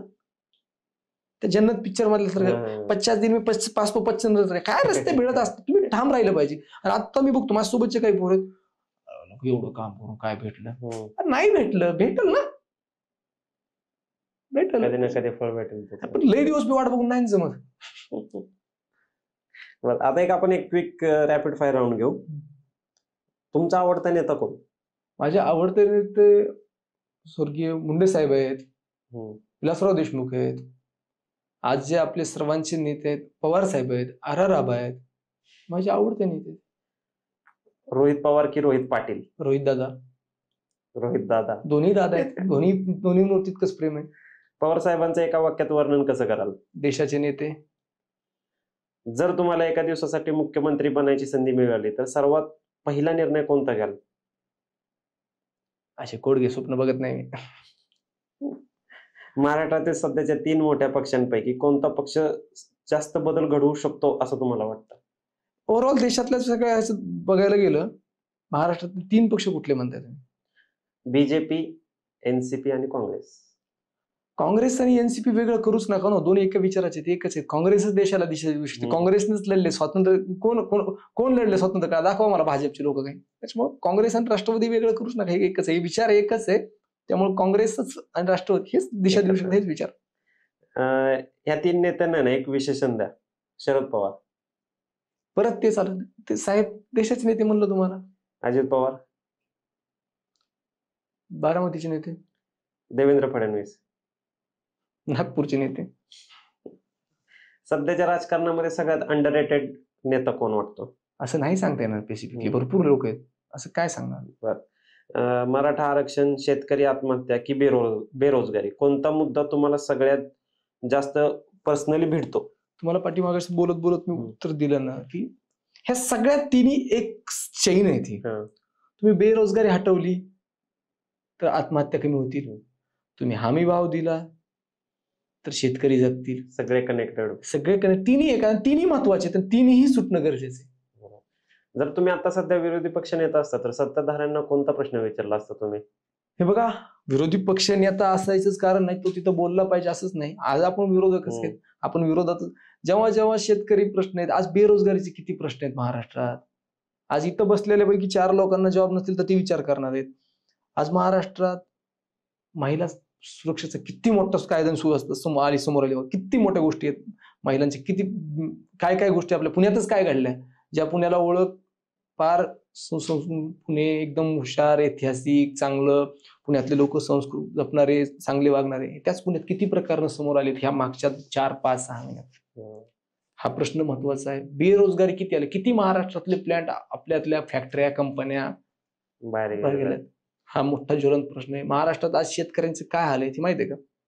हाय का हमी भाव? अहो कितीतरी प्रश्न येतं. बेरोजगारी, कॉलेज आवाज ढवे फीस गेलेत, कुठली प्रायव्हेट कॉलेज, प्रायव्हेट शिक्षण संस्था बघा तुम्ही, कोटीनं पैसा आहे हो. ते कमवायला पण खाली एक ब्रोकर गँग आहे, ऍडमिशन करून देणार गँग, इतकं म्हणजे फार हजारो प्रश्न आहेत. बरं, महाराष्ट्रातील कोणत्या राजकीय नेत्यासोबत तुम्हाला एक दिवस घालवायला आवडेल? पूर्ण एक दिवस राहायचं म्हणलं, कोण आजच्या घडीला हा प्रश्न माझ्या वयाच्या पोराला विचारला ना तर मी सांगेल की पवार साहेबांसोबत त्यांच्या मागे बसून त्यांचे बघणं हे आवडेल. पवार साहेब, दुसरं कोणासोबत आवडणार? राजकारणात पक्षफुटी, गरज की मजबुरी? सत्तेची गरज, घोटाळ्याची मजबुरी. जर तुम्ही एका व्हायरल मीम मध्ये रूपांतरित झालात तर त्याचं कॅप्शन काय द्याल तुम्ही मीम साठी? पटलं तर घ्या, नाही तर सोडून द्या. युवकांनी राजकारणात यावं का, हो की नाही? यावं. तुमच्या राजकीय प्रवासात सर्वात मोठा धक्का कोणता बसला? मग सांगितलं तुम्हाला, विधानसभेचा पराभव हीच लय मोठा धक्का होता. महाराष्ट्रातील कोणत्या शहरात राजकारण सर्वात रंगतदार आहे? महाराष्ट्रातल्या राजकारणाला रंगच राहिलाय का? कोणता असा पक्ष आहे की त्याचा प्रचार करायला तुम्हाला आवडणार नाही? माझ्या आयुष्यात कधी मला भाजपचा प्रचार आवडला नाही. राजकारणात तुमचा सर्वात मोठा आयडॉल कोण? हे बरेचसे नेते मंडळीची मग तुम्हाला सांगितलं, पवार साहेब आहेत, जसे की विलासराव देशमुख साहेब आहेत, आर आबा आहेत, मुंडे साहेब आहेत. हे सगळे लोक माझे आयडॉल आहेत. एक कोणती सामाजिक समस्या की तुम्हाला ती सॉल्व्ह करायला आवडेल महाराष्ट्रातली? जातीवाद, धर्मवाद. एक कोणती गोष्ट जी तुम्ही स्वतःबद्दल बदलू इच्छिता? माझ्याबद्दल बदलू इच्छिता? तब्येत वाढवायची हो. युवकांसाठी काय संदेश द्याल? पैसे कमवा, त्याच्यानंतर राजकारणाकडे बघा.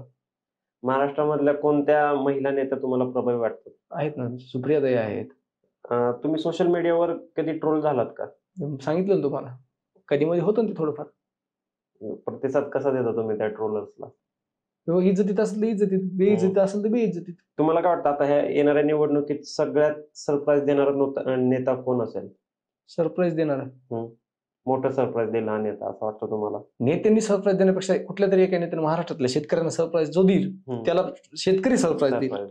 आता तुम्ही आमचे जे लिस्नर आहेत आपल्या पॉडकास्टचे त्यांना काय खास संदेश द्याल? राजकारणासोबत व्यवसायात वागणारे, महाराष्ट्रातली संस्कृती जपणारे, महाराष्ट्राच्या संस्कृतीवर बोलणारे, देशाच्या संस्कृतीवर बोलणारे, देशाच्या इतिहासाबद्दल सांगणारे, देशाच्या स्वातंत्र्य लढ्यावर बोलणारे, महाराष्ट्राच्या स्वाभिमानावर बोलणारे, महाराष्ट्राच्या हितावर बोलणारे, कुणाला न भिणारे, अशी अनेक क्षेत्रातली वेगळ्या वेगळ्या क्रीडा क्षेत्रातली, सांस्कृतिक क्षेत्रातली, राजकीय क्षेत्रातली, उद्योग क्षेत्रातली अशी लोक आणा जेणेकरून त्या लोकांकडनं काहीतरी घेणे. माझ्यासारखा एक छोटा व्यक्ती जितकं शक्य होईल तितका सांगू शकतो. पण या महाराष्ट्रामध्ये रत्नाची खाण आहे. इथल्या महाराष्ट्राची परंपरा वाचलेली संतांची मंतांची भरपूर मंडळी आहे. जी लोक तुम्ही या स्टेजवर आणली पाहिजेत, त्या लोकांना बोलतं केलं पाहिजे, ती लोक बोलले पाहिजेत. ती लोक बोलली तर ह्या सगळ्या गोष्टी चांगल्या प्रकारे महाराष्ट्रासमोर जातील. बापूंची पण प्रोफाईल इंडिया लीडर वरती आहे. त्यांची डिस्क्रिप्शन प्रोफाईल मध्ये दिलेली आहे. त्याची लिंक प्रोफाईल मध्ये आहे, तुम्ही जाऊन ती बघू शकता. बापू काय सांगाल इंडिया लीडर बद्दल थोडं? नाव चांगलं दिलं इंडिया लीडर. आता मला याच्यावर बोलायला भेटलं, तुमच्याशी गप्पा मारले, आता त्याला इंडिया लीडर नाव दिले, त्याच्यामुळे थोडंसं इंडियाचा लीडर असल्यासारखं वाटणार नाही मला. पण चांगलं आहे, प्लॅटफॉर्म चांगला आहे. आमच्यासारख्या ज्या पोरांचं कुणी ऐकणार नाही, ज्या पोरांना कुठेतरी पोहोचायचंय, ज्या पोरांना काहीतरी सांगायचंय, अहो मोठं झाल्यास मोठ्याची कहाणी कुणाच्याही जुबानी आहे. ज्याची संघर्षाची कहाणी ती तुमच्या जुबानी लोकांना ऐकायला भेटते. तुम्ही मला इथं बोलवलं याचा मनस्वी मी आपला आभारी. इंडिया लीडर हे एक राजकीय व्यक्तींसाठी बोलण्याचं व्यासपीठ आहे, एक प्लॅटफॉर्म आहे. यातनं अनेक नवीन नवीन राजकीय लोकांच्या, सामाजिक चळवळीत काम करणाऱ्या लोकांचे आपल्याला त्यांचा प्रवास माहीत होईल, यासाठी चांगलं आहे. आमचा चॅनल इंडियन लीडर प्लॅटफॉर्म याच्यावर तुम्ही सबस्क्राईब करा, लाईक करा, शेअर करा. मी स्वतःही केलेलं आहे. आणि चांगले व्यक्ती या व्यासपीठावर येतात, त्या लोकांना फॉलो करा, त्यांचं मत ऐका. धन्यवाद.